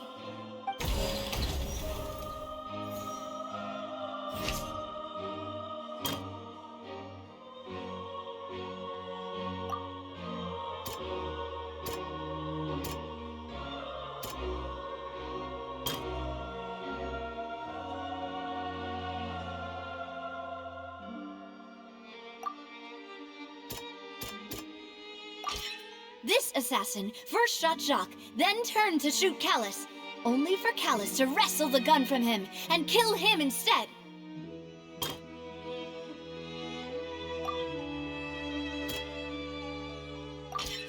A pile of clothing was found at the scene. The guards once believed they were used by Jacques as a costume to disguise himself, but now it is clear that the clothes were proof that there was a third person at the scene, and that they were turned into water after committing the murder. Since it was raining that day, the culprit was confident that they could use the rain to wash away all traces of their dissolved accomplice.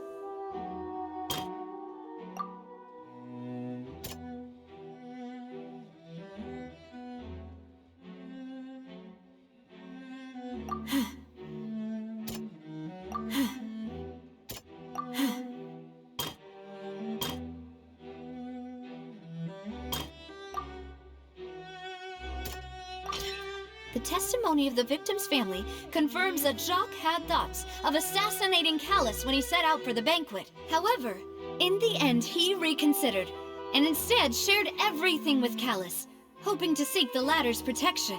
Unfortunately for Jacques, the true culprit had already considered this possibility, and had sent out another assassin. Realizing this, the true culprit caused the hired assassin to dissolve into water, leading everyone to believe Callus was responsible for Jacques' murder. This is the true version of events.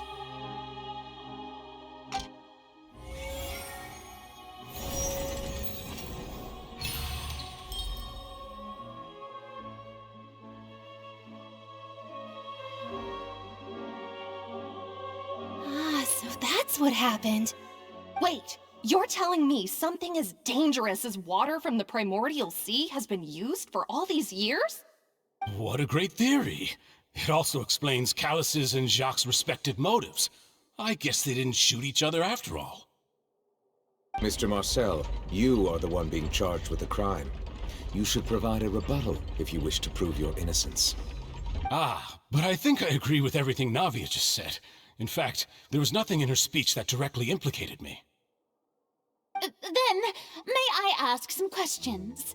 In my opinion, we primarily need to determine two things. One, do you have the evidence to back up your claims? I'm afraid not. At least not at this very moment. Boo! If you don't have any evidence, you should just go home! I may not have the evidence with me, but I know where I could go to collect it. If we look up the deserted clothes against a record of people who went missing around the same time, we should be able to find a match. Considering the serial disappearances case, the guards probably kept careful records of all missing persons from around that time, regardless of age or gender. That makes sense to me. Monsieur Neuvillette, I would consider this to be a reasonable investigative direction. Why do I feel like Farina's acting a little differently today? Maybe she's scared of embarrassing herself again? Alternatively, she's become more diligent after charging an innocent citizen in the last trial. My second question has to do with the ensuing duel. If the truth is indeed as you described, then why didn't Mr. Callus explain himself in court? If he had testified that a person had been dissolved, he could have at least mounted a defense. I've thought about this too, and the answer is actually pretty simple.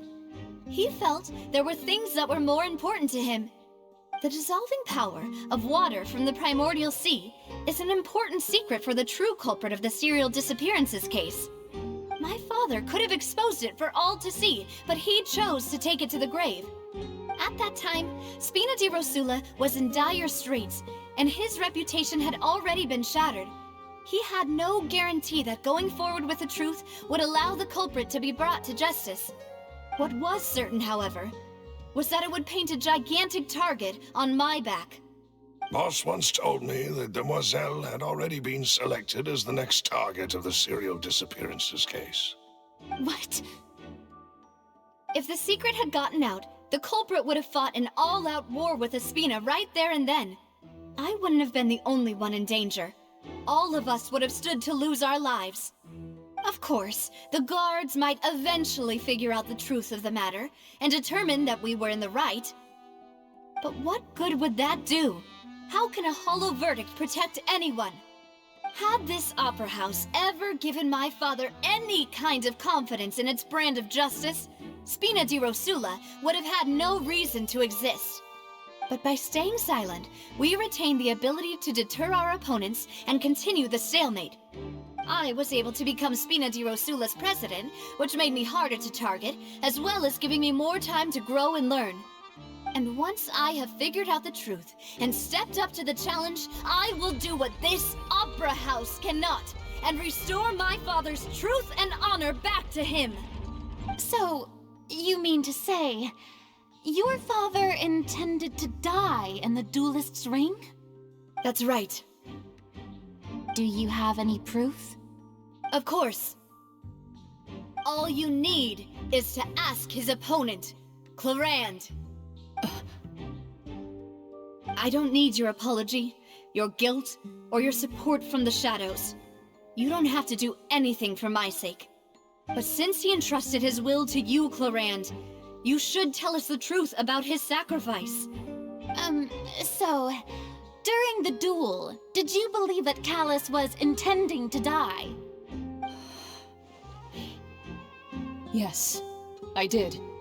As a champion duelist, I've fought many battles and taken a countless number of dishonored lives. In my line of work, I've seen all kinds of people give their all for the faintest hope to continue living.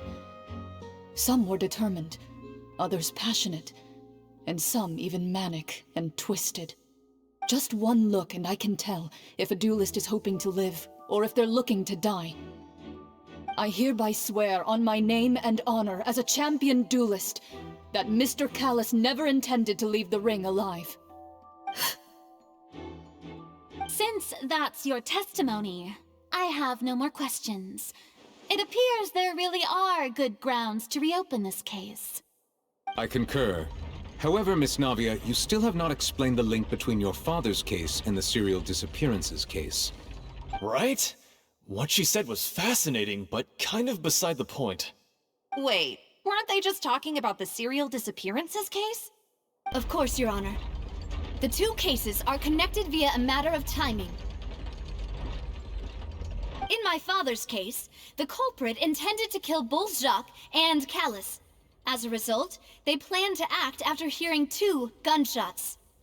And, at the end of Linny's trial, the culprit also only dissolved the victim in front of everyone because they realized they were at risk of being identified. The culprit could only time their actions so precisely if they were already at the scene. Coincidentally, Marcel attended both the banquet and the trial. So that's why you suspected me. Even after hearing your reasoning, I still can't help but find it a little preposterous. I'm used to it, though. You've always been an impulsive and sentimental child, Navia. It's one of your most endearing traits. No need to appeal to pathos. I won't try to refute your points one by one, but even if everything you just said was true, can you prove that I was the only person present at both events? On top of that, does a person have to be physically present to control the timing? Can't someone remotely monitor the place? Don't know what she can say to that. I know that even with that, you might still think you can reduce the list of suspects with some further investigations, until I'm the only one left on the list. Alas, who won't feel at least a little hurt by an accusation of murder from a girl you see as your own daughter? But if I were to dismiss this completely, you'd also think I'm not being considerate of your feelings. Ah well, let Uncle Marcel teach you another lesson. Do you know what the biggest flaw in your reasoning is? I suppose you're gonna tell me anyways. It's timing again. I'm a businessman by trade. From that standpoint, there's no reason for me to kidnap young women. It's a high-risk action with nothing to gain. In addition, I left my home in Snezhnaya when I was young to come to Poisson and work in some trade. My business only thrived when I received Callus's patronage. But the disappearances began before I ever stepped foot in Fontaine. I do apologize, Demoiselle. This was my mistake. No, it's not your fault. I'm sure he had come prepared. Is there anything else you'd like to say? Would you like to check the date of my first business license against the first known case of the serial disappearances? You can also take a look at my border entry records, or ask my friends and family when I left Snezhnaya for the first time. Could those records and testimonies do something to appease the unspeakable anguish in your heart? Seems like she got the wrong guy. At this rate, Navia will be convicted for falsely accusing him. I think you've done a superb job of dissecting your father's feelings as he neared the end of his life. But aren't you going against all of his wishes and expectations right now? He wished for you to become more rational, collected, and conscientious, instead of dwelling only on your own feelings. Once you've learned to be more considerate of others' feelings, and to stop rushing headlong into things, you'd have met most of his expectations. This isn't just about me, and it never has been.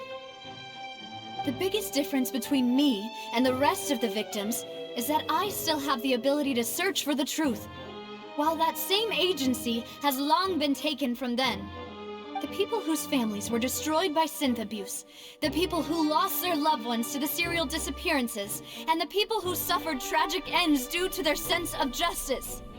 Many people's images are flashing before my eyes. I'm sure some are coming to those of you in the audience as well.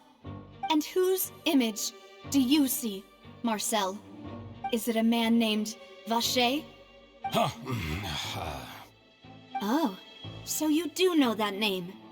I'm merely surprised you'd suddenly say the name of someone I've never even heard of. I was waiting for you to say that.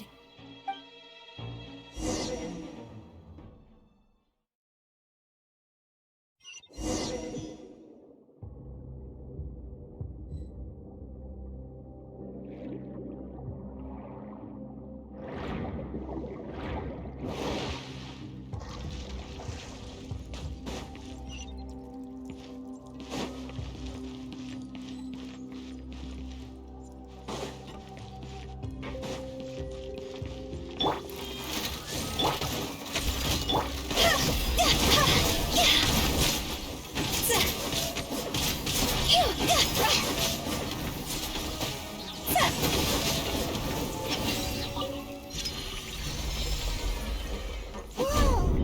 The floor is going up! Is it because of this mechanism in the middle? That guy really prepared a lot of stuff for this place.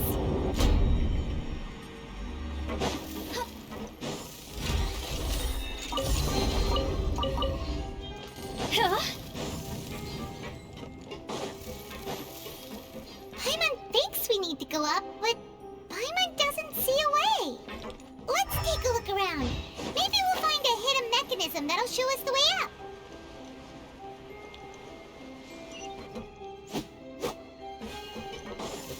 Yeah!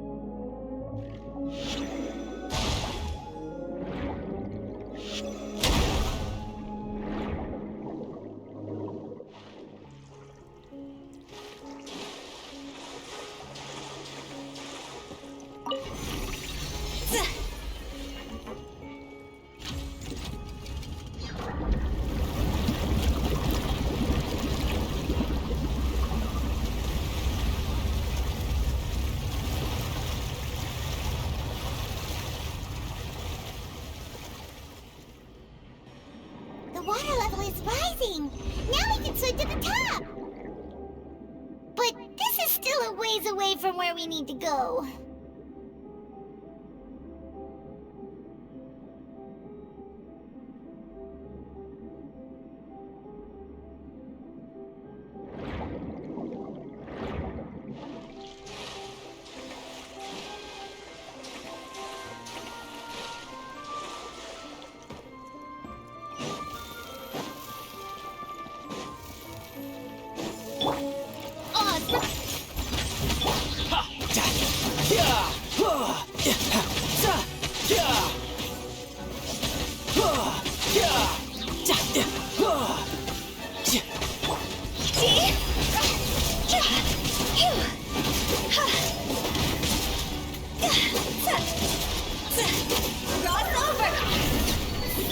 Midnight Phantasmagoria.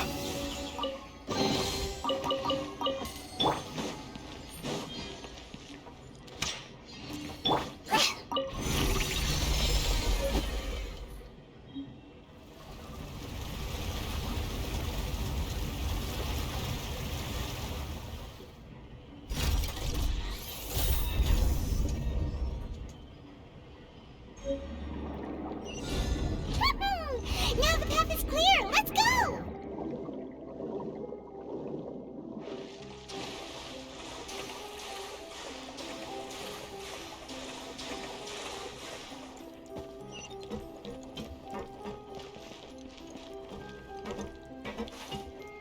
With the wind.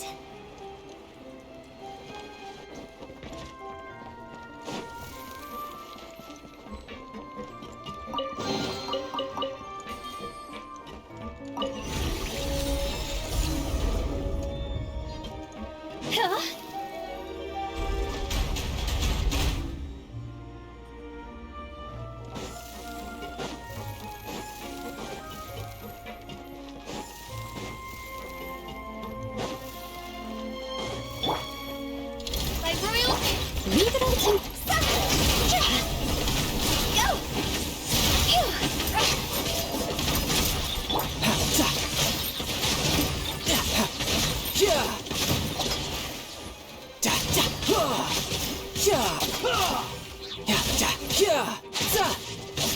Brace yourself. This is gonna hurt. Bring it on.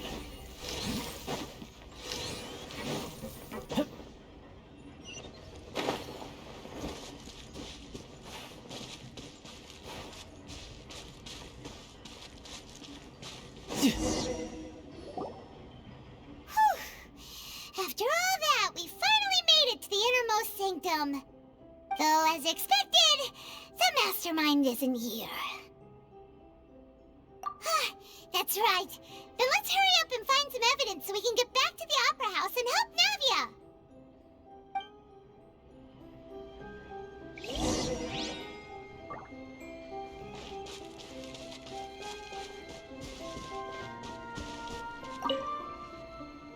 Let's see what's written here. Nothing escapes Detective Paimon's eyes. Callus. Navia's father. Oh, this seems to be an investigation report on him.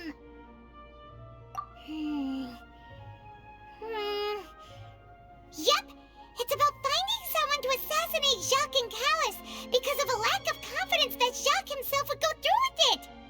This should prove the existence of the third person, right?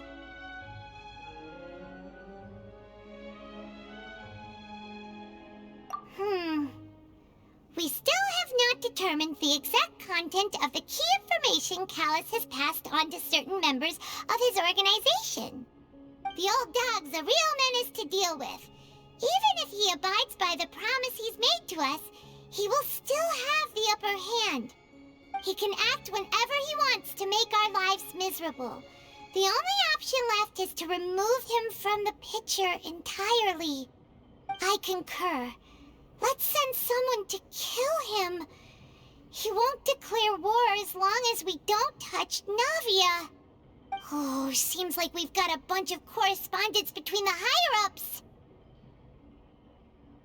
They're all just so evil.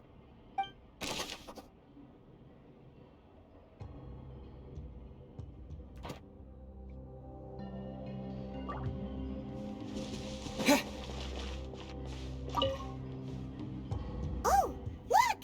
There's an important-looking basin over here, and it's full of water. That means this is where they make all the synth, and that special water is the main ingredient. If you dilute it with normal water, you'll get synth, but the pure stuff can dissolve a human. Paimon will take notes on this incriminating evidence.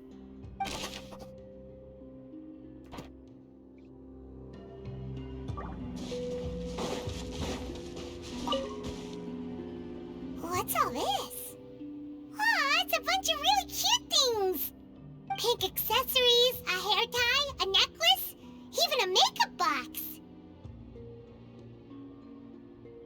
Oh, Paimon sees it too, but why are all these cute things labeled with different girls' names? Huh? You mean the girls from the serial disappearances? They were brought here? And then they were turned into water. And all the boxes of things, these names. That means...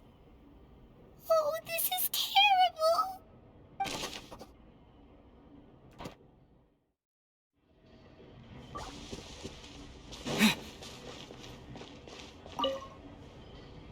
What's this over here? Looks like some kind of place for research. Experiment number 16 aims to verify Jacob Ingold's research conclusions on the primordial sea and use his theory as a foundation to achieve a breakthrough. The experiment was a failure. No individual managed to resurface from the water from the primordial sea. Female specimens 22, 23, and 24 were dissolved. Sorry, Traveler. Paimon will try her best. It's just that Paimon's never read something so scary before. How can someone write something that terrible in such a matter-of-fact tone? You read the rest. Paimon's too scared to keep going. So that's why he did all of these experiments. Wait, did he really think think he'd be able to find a way just by dissolving people over and over? That's just insane! Huh? Isn't that the name you heard by the fountain? Paimon thought he was an eyewitness in the serial disappearances case. You mean Vacher is the one who did all of these... experiments? So that's it! Vacher was no victim, but personally took his lover and... No, that's not it either! If that's the case, why would he want people to resurface from the water? In any case, Paimon will write it all down.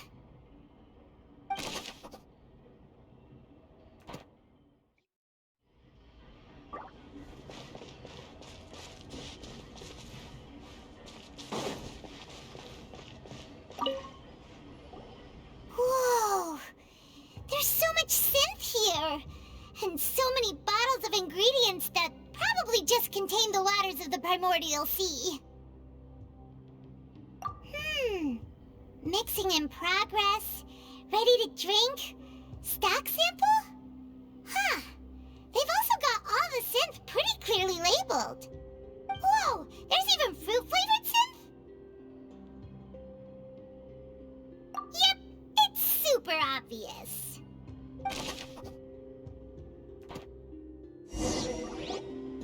We've looked at almost everything here, and it seems like our theories were spot on. But... yeah, we haven't found anything that reveals his true identity. No wonder even Neuvillette wasn't able to find anything. Whoever it is probably destroyed everything to do with that name a long time ago. That way, even if we bring all this back to the opera, we won't be able to identify the true culprit. Sure thing. Paimon won't admit defeat to this guy either.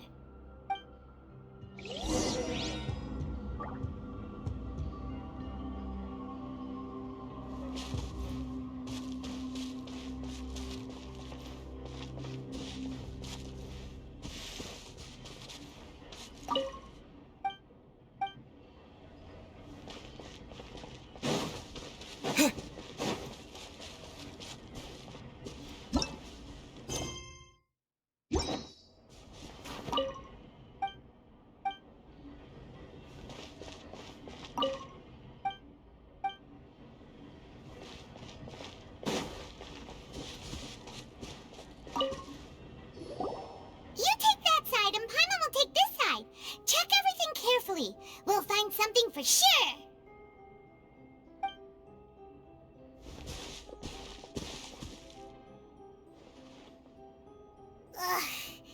Nothing at all. And Paimon can't even find snacks either. Whoa, really? Let Paimon see.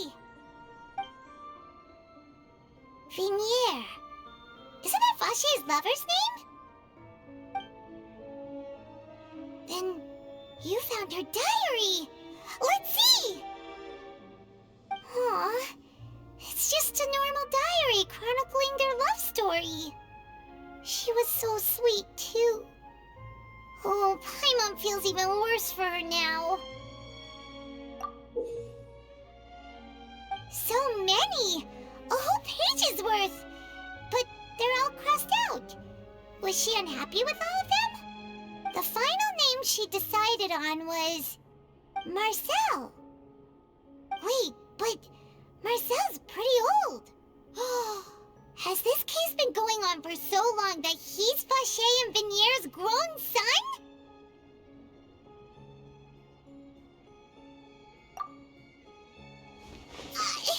Hey! Paimon still hasn't figured it out yet.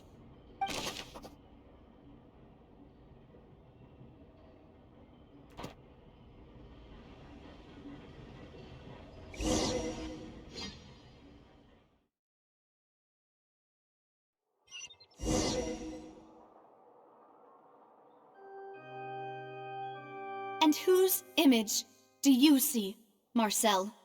Is it a man named Vacher? Huh.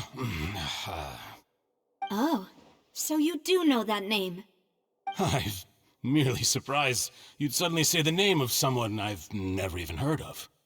I was waiting for you to say that. Navia! We're back! As expected of my partner. I just knew you'd return in the nick of time. Just how often do you intend to flout the rules of this court? It's all right, Monsieur Nervalette. Given their confidence, I expect they've found the crucial evidence.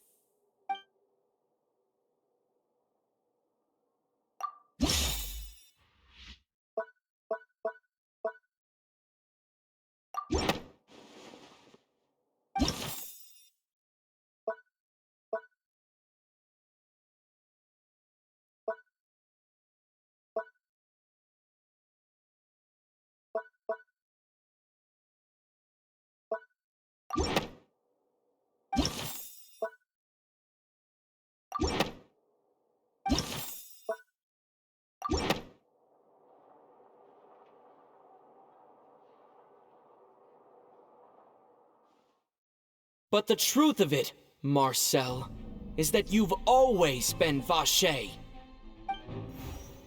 Huh? We've investigated your lair. We already know everything.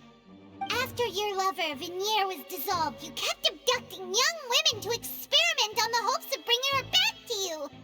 You even created Marcel as a new identity and destroyed all records of your past as Vacher. So that's it. Even the villains in opera performances rarely go that far. And with that, Marcel's motive has now been established.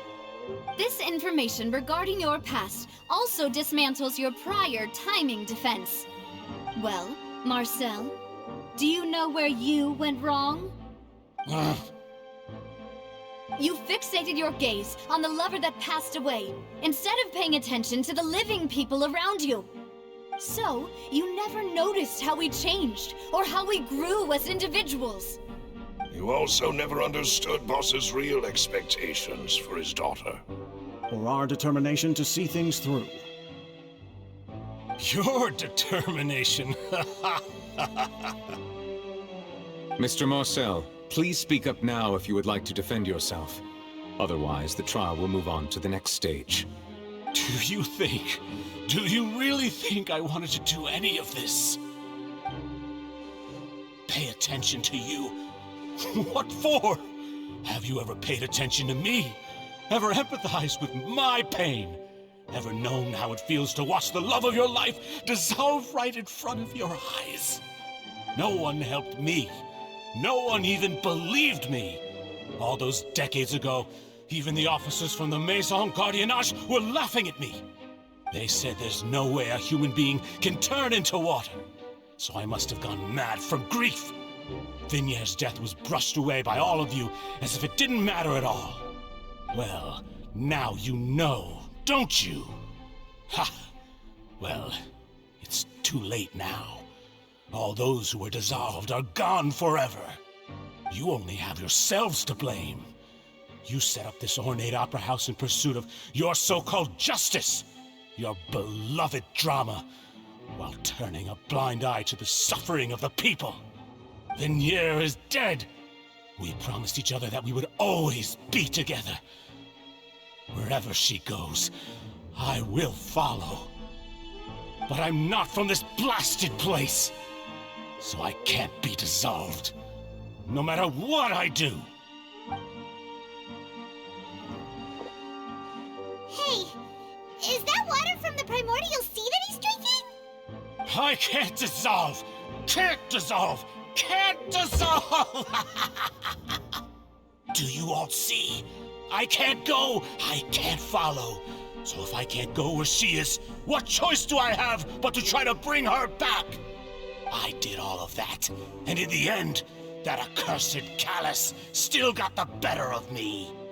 I spent my entire life living on pins and needles, only to get stabbed by his idiot daughter at the very end. The suspect is exhibiting signs of mental distress. Guards, please restrain him. Don't touch me! Don't anybody come near me! I still need to save Vignere. Our promise. We made a promise. Vignere. Vignere! Please, Vignere. Don't think badly of me. All I want to do is fulfill our promise. At this point, the verdict of this trial is clear. With Mr. Marcel's conviction, the charges against Mr. Tartaglia no longer have any basis. Fine by me. I was in a bad mood, but after a show like that, I'm actually feeling pretty good. Traveler, please submit all the evidence you have collected to the guards, so that I might review and summarize the truth behind the serial disappearances case. The man now known as Marcel was originally named Vacher and worked as an adventurer with his partner and lover Vignere. During an underwater expedition, Vignere accidentally came into contact with water from the primordial sea and was dissolved in front of Vacher as a result. Vacher learned of the primordial water's existence through the work of others and began to kidnap young women for research, with the goal of discovering a method to restore Vignere back to life. To cover his tracks, he invented the new alias of Marcel and began to operate a business in Poisson. During the course of his research, Vacher discovered that a diluted concoction of water from the primordial sea can induce feelings of euphoria, and began to manufacture and market synth. However, as he accumulated wealth to fund his continued research and expanded the scope, he came into conflict with Spina di Rosula. After exchanging blows with Spina di Rosula for many years, Vacher decided to assassinate their president Callus at a banquet. Although the assassination did not go as Vacher expected, he was able to turn Callus into the murder suspect by dissolving the assassin he sent to the scene. And just recently, Vacher attempted to frame Linny as the culprit of the serial disappearances case, using a similar method. However, his attempt to frame Linny failed, and the power of water from the primordial sea became public knowledge. This case also exposed enough of Vacher's machinations that he was eventually successfully charged in court. Thus concludes the enigmatic history of the serial disappearances case, with the truth revealed to all.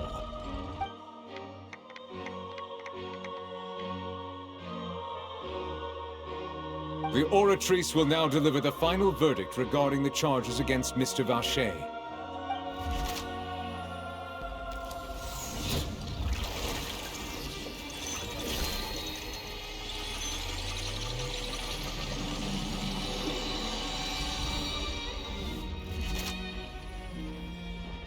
According to the judgment of the Oratrice Mécanique d'Analyse Cardinale, Mr. Vacher is guilty. Guards! Take Vacher away. Good. It's what he deserves. With that, the serial disappearances case is over now. We really just witnessed history. Who would have thought the true culprit would be such a polite and well-spoken guy? Yippee! We helped Navia bring the bad guy to justice! He's hurt so many innocent people and now he's finally getting what he deserves! Huh? Are you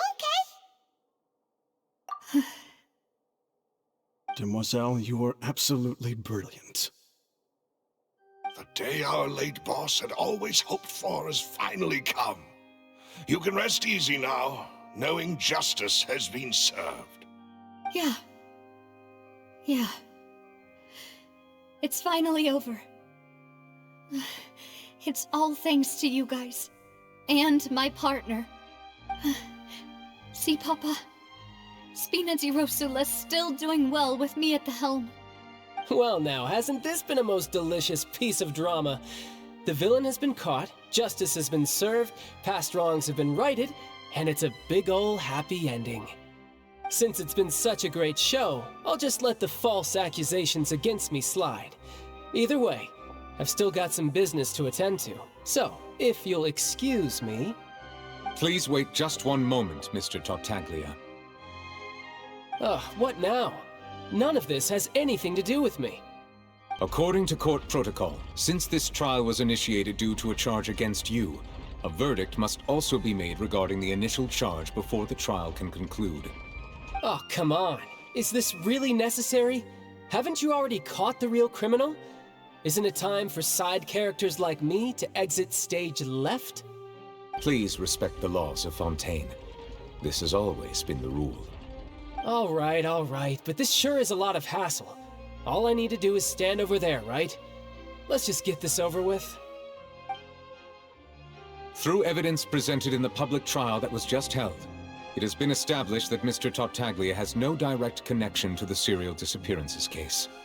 The guilty party has been identified, and thus it is logical to suppose Mr. Tartaglia is innocent of the charges. We now turn to the Oratrice Mécanique d'Analyse Cardinale to render the final verdict on the charges.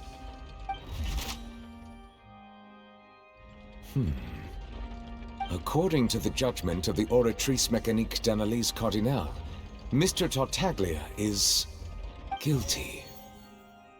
What? Hey! That's not funny! Didn't you just say I'm supposed to be innocent? What's with this verdict? Is your justice machine malfunctioning? Huh? This has never happened before. The Oratrice actually returned a different verdict from the Chief Justice. I mean, have you ever heard of an innocent Fatui Harbinger? Do you think the Oratrice might have just convicted him on general principle? But weren't the charges about the serial disappearances case? No matter what else he's guilty of, it shouldn't affect the verdict in this case, right? The judgment of the Oratrice Mécanique d'Analyse Cardinale is, by law, the final verdict of the court. We must accept the guilty verdict. Guards, please take the suspect into custody per court protocol.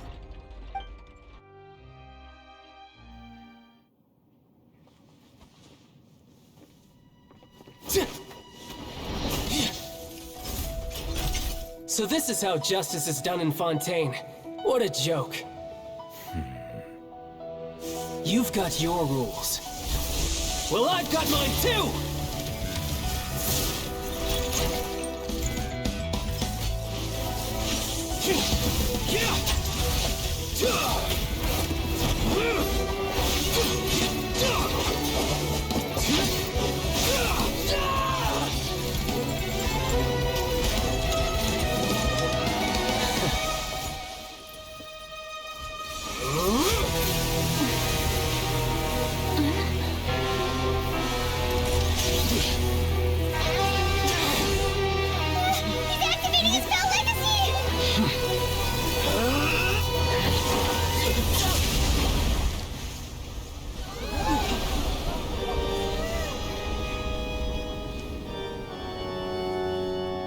I am sorry. If you have been wronged, we will find the truth. But the rules of the court must be upheld.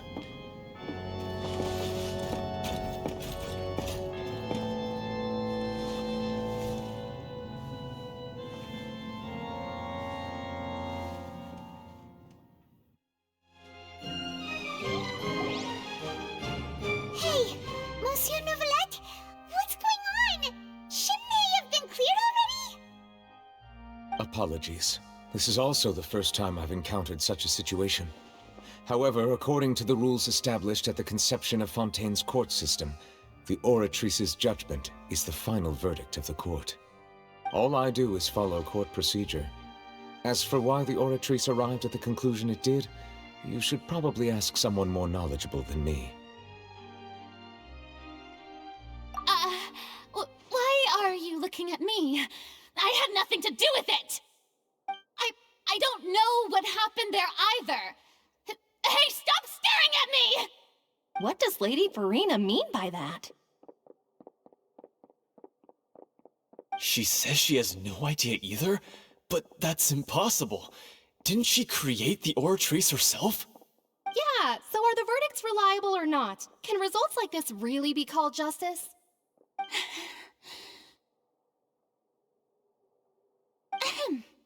My dearest citizens, did you really think we'd allow an incorrect verdict to be handed out in this court?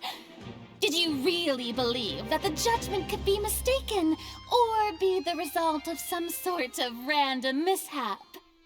Don't tell me. You thought even I had been blindsided by the Oratrice's result. But the way she looked just now, it was pretty obvious she had no idea what was going on. However, given the state of things, I shall give you an explanation. Everything that just took place, including my supposed shock and bafflement, was a part of an elaborate performance, with every action meant to stir up drama and excitement. And, of course, for every performance there is a script. Everything has unfolded exactly as I expected from the very beginning. As the embodiment of the very concept of justice, the Oratrice shall never render an arbitrary judgment! If you thought Child had nothing to do with the serial disappearances case, it is only because you've been blinded by the superficial appearance of innocence. Everything he's done, not to mention the danger he poses, are beyond ordinary comprehension and completely unforgivable! All shall be revealed in time. You will come to understand my noble intentions, as well as the absolute correctness of the Oratrice's verdict.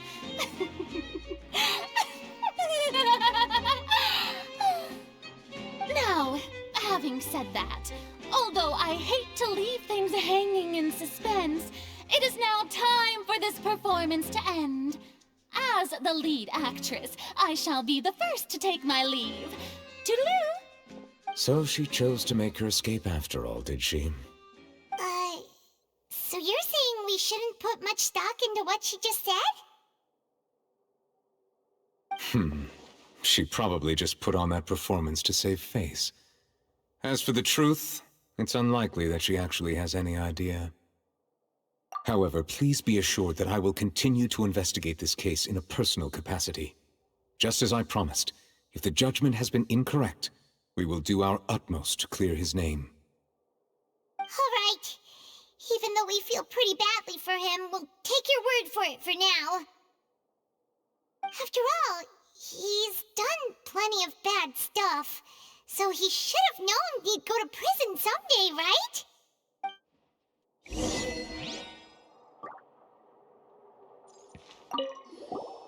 Oh, Monsieur Neuvillette! That power you showed when you took him down. Who are you really?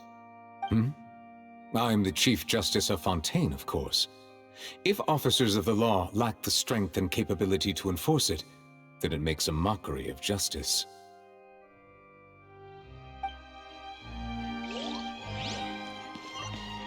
No time to lose.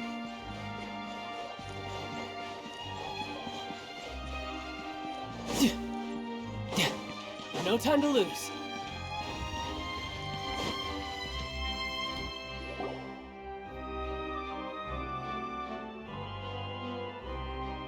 Hey, what are you doing? Quick, stop him!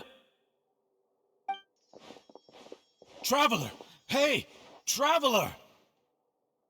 Marcel! What are you doing over here? Stop resisting arrest! Cease, or we'll add another charge to the list! No, wait! I just want to ask the Traveler something. I'm not looking to run away. Please, just let me ask this one small thing. Go on. Thank you. I was being led away when I finally realized something. Where did you first hear the name Vacher? I erased all records of that name. So, unless... Are you still trying to prove your innocence? Give it up. You've already been convicted. Really? You did? You're sure? You met her?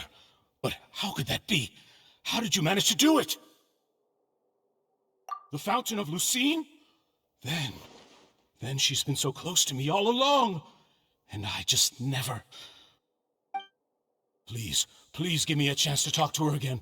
Just let the Traveler take me to the fountain to see her one last time. This is the last request I'll ever make in my life. You can do whatever you want to me afterwards. I don't care.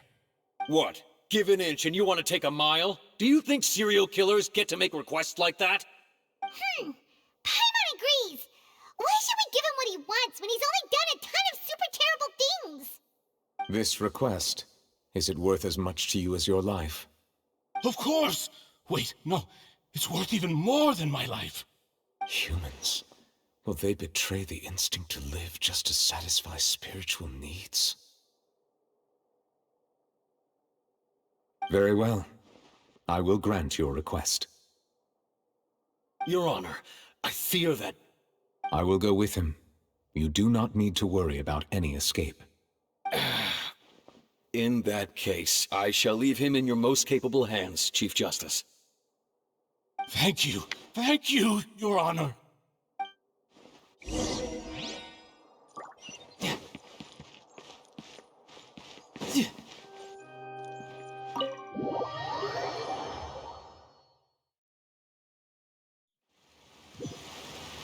No time to lose.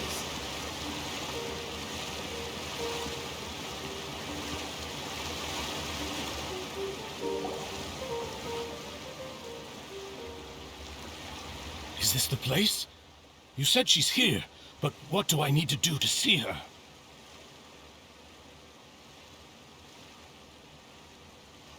Yeah, and even Paimon could hear her after drinking that thing. Didn't you just drink a lot of it on the stage as well?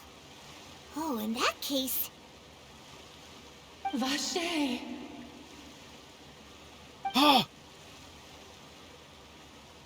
Yes, that's it! So you heard it too! Vignier, it's me! It's me, Vache! Vache?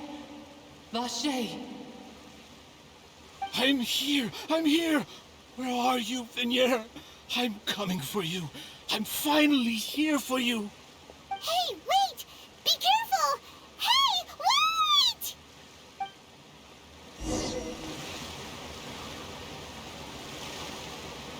Vignier, is that you? It's me, Vache! Vignier! Vache? Why did you come? Didn't I say? You don't need to look for me. You look a lot older than I remember.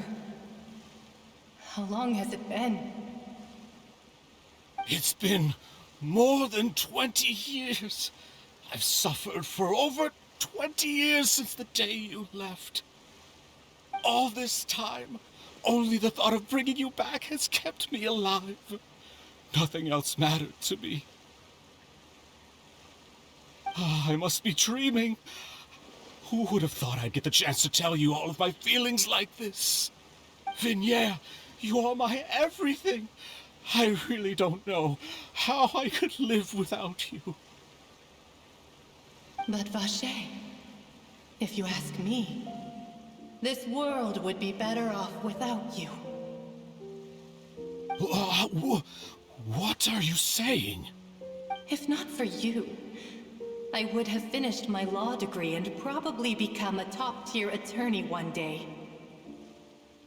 If not for you, I would have continued to pursue my love of the arts, and my works would have been displayed in the Palais Mermonia itself. If not for you, I would at least have been able to take care of my mother. And she would not have grown old and died alone, with nothing but the tears on her cheeks. It's all because of your selfishness, Vache. It's all because of you. You... Wait, you are not Vignier. Who are you? You're right.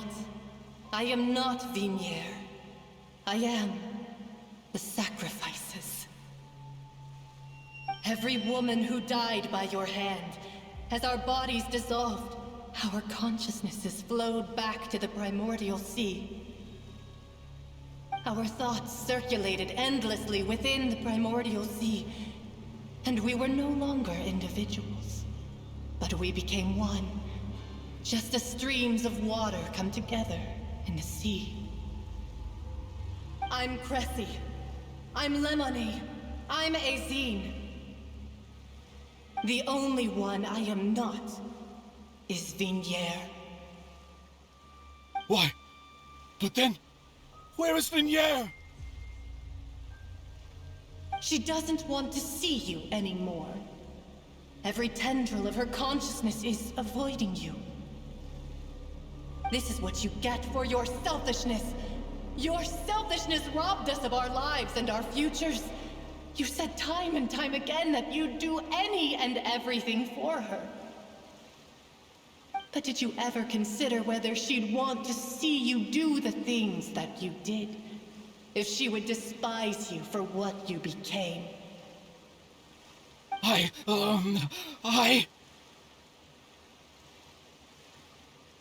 You are a liar, a heartless murderer, and a cowardly narcissist.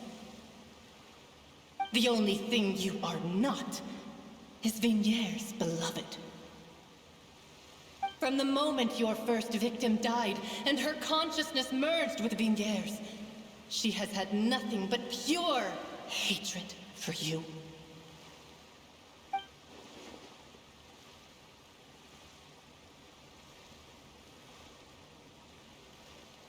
No! Vignier! She can't hate me. Let me see her, please. Have mercy. You still don't understand. When I said don't look for me, that came from the real Vignier. She really doesn't want to see you anymore. But on top of that, she also said that because it's her final drop of pity for you. She said that because she knew that if you did come here, we will show no mercy to you. Vache. Vache? Vache. Vache. Vache. Vache. Drown.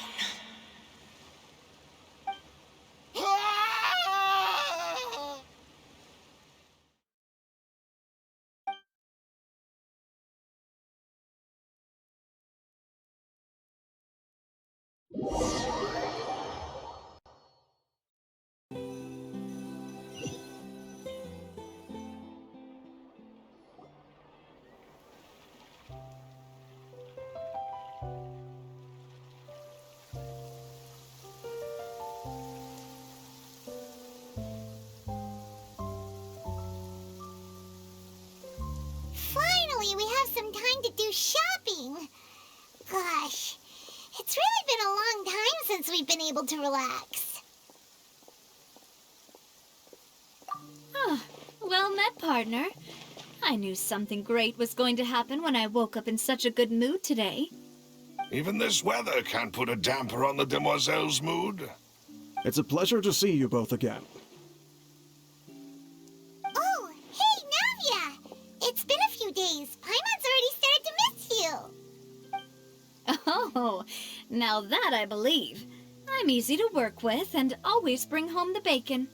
Who wouldn't treasure having a partner like me? Sounds like you're really enjoying life these days, Navia. What have you been busy with since the trial? It's just been one thing after the other. I've been making non-stop trips between Poisson and the courts in Sen. Everyone from Spina di Rosula organized a memorial for my father. We never held a memorial when he first died, since everyone knew that even if we held one back then, no one was going to come. This time, though, everyone in Poisson, and even many people from the court, all attended. So his name's definitely been cleared now. That's what we like to hear. It's been the dearest wish of Demoiselle all along. That blasted stubborn fool. I was right to put my faith in him. I'm so glad I didn't give up on the case all those years ago. Oh, by the way, I ran into Charlotte just after I left the memorial service.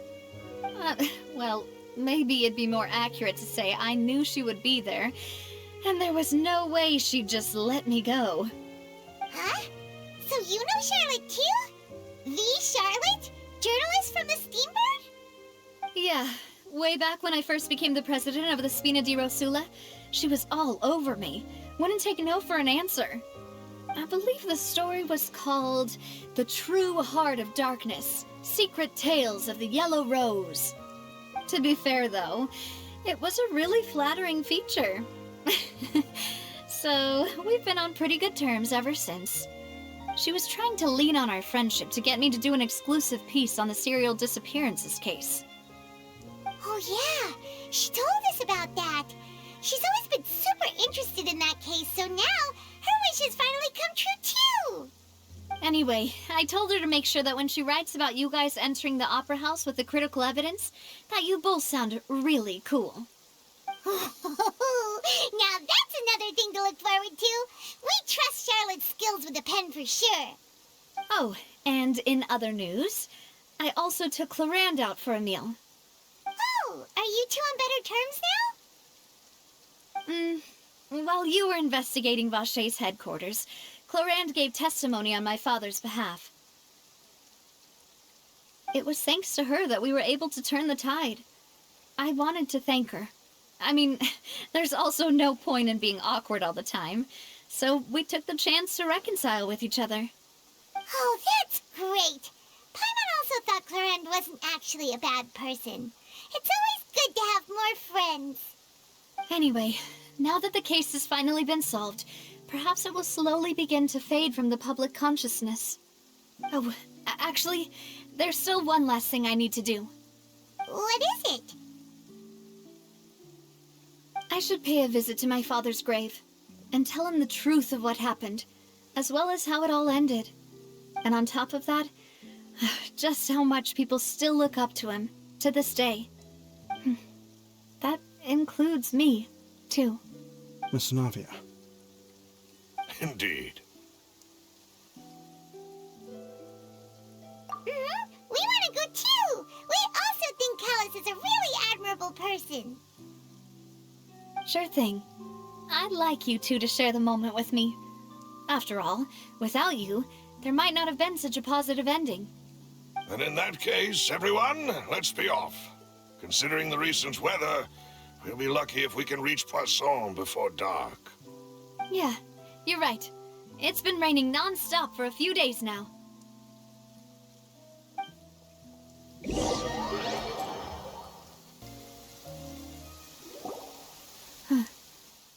This is where my father's grave is. To be perfectly honest, even I haven't been back here for a long time. Huh? There's someone there already. Wait, that figure. It can't be. Isn't that Neuvillette? Why would the Chief Justice be here? Huh? Navia?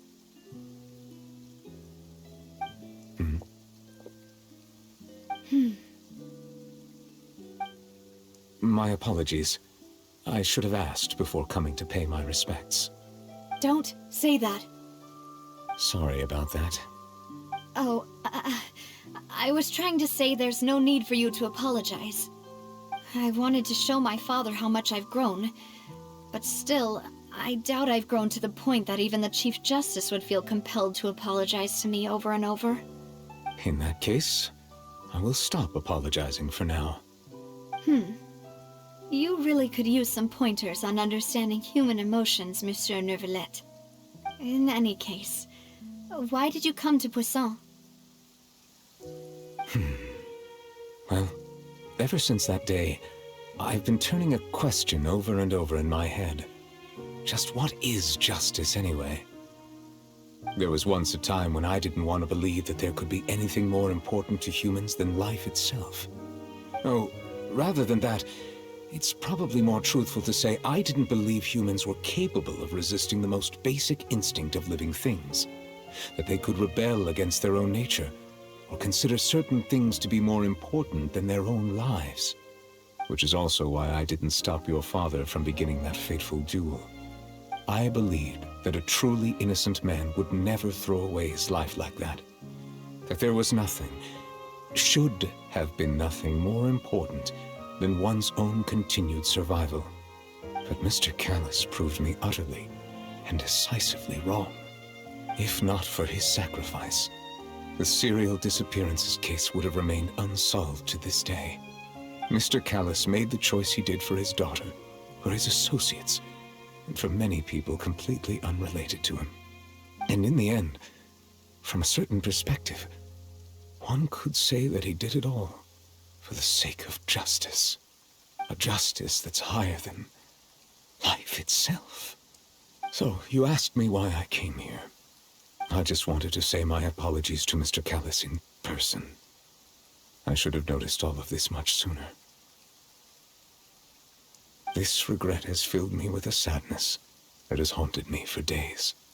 That high and mighty chair in the Opera Epiclese indeed insulates one from many important things. Spina di Rosula, thank you so much for your hard work and perseverance. I'm sorry for being mad at you before.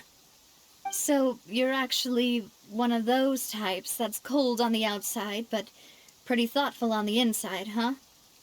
That reminds me of Silver, one of my guys. Sorry about that. Self-expression is not one of my strong suits. Didn't I just say you don't need to apologize?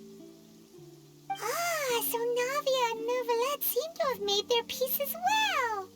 Let's not disturb them for now. We can wait till after they're done.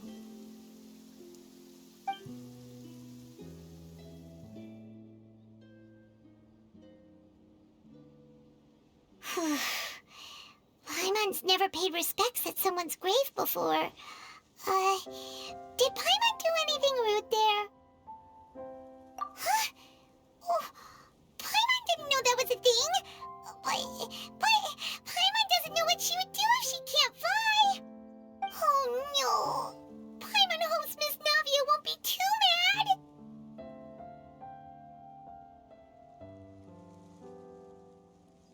Anyway, Neuvillette is still standing around there. It's not often that we can catch him alone like this, so why don't we go talk to him for a bit? If we can't talk to Lady Farina, we can at least talk to him, right?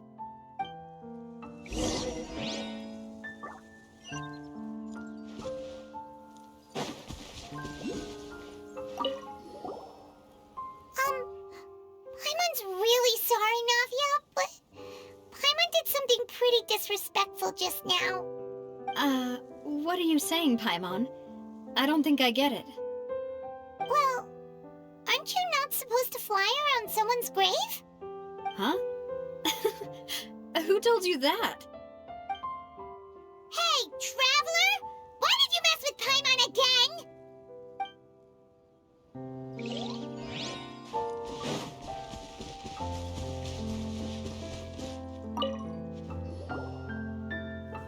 Oh, it's you two.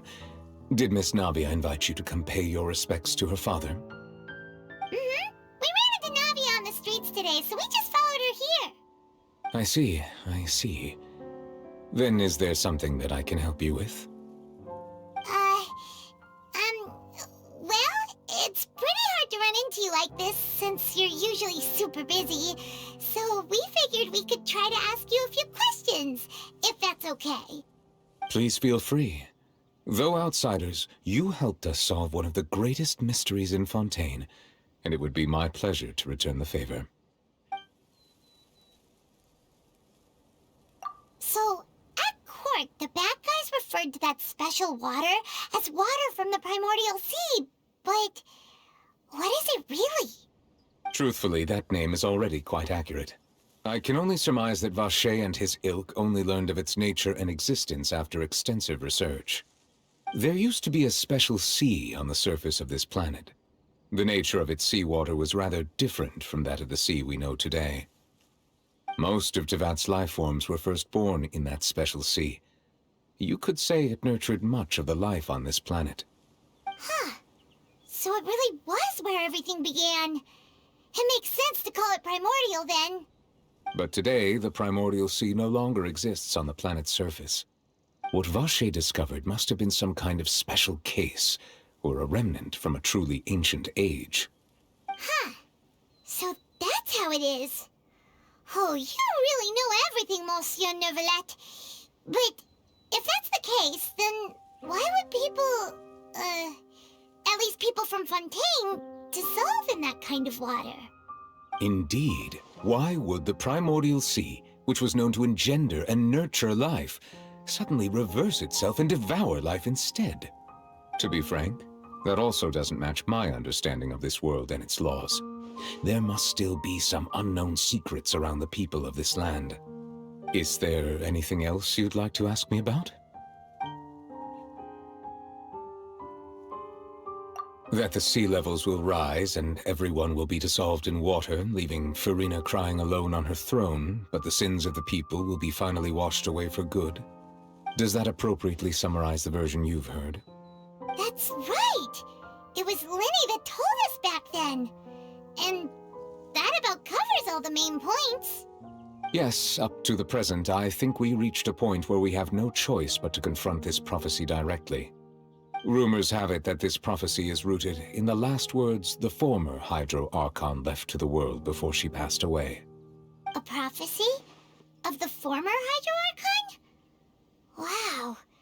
This is the first time that we've ever heard of it. 2 parts of the prophecy have already proven correct.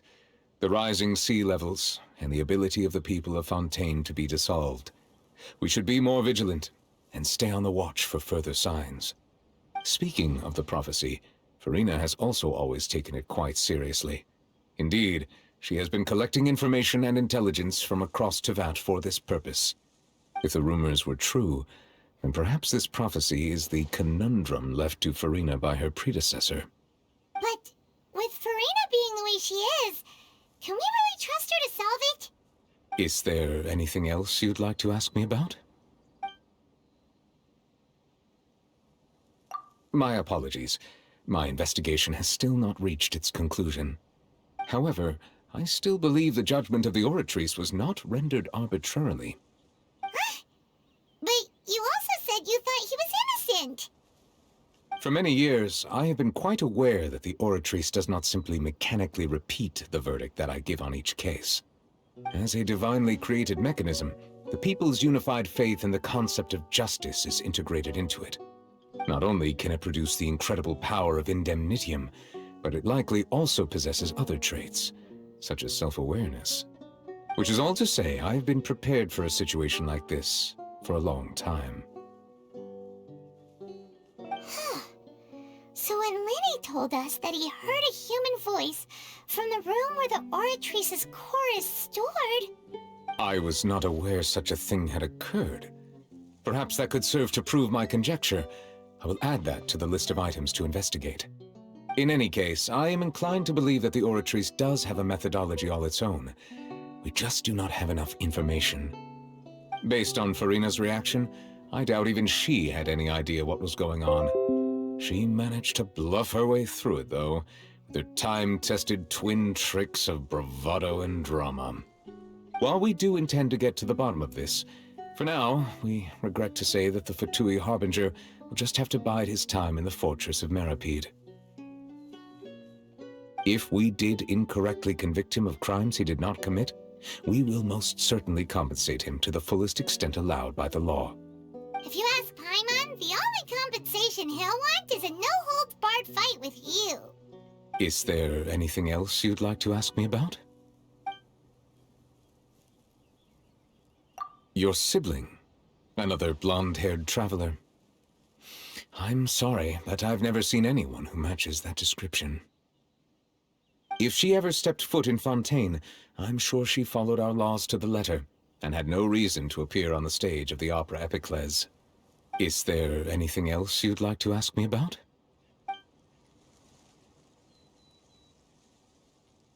Very well. It was my honor to provide you with what answers I could. I very much enjoyed conversing with you. It will soon be time for me to leave this blissful tranquility behind and return to Palais Memoria. You really are super busy, Monsieur Neuvillette. Paimon thought you only came here to pay your respects today because you had the day off. Crime and villainy do not have the day off, and so justice must work around the clock as well. This is merely the nature of a justice's work. All right. You've got a point. Huh? Paimon just noticed that the rain has stopped.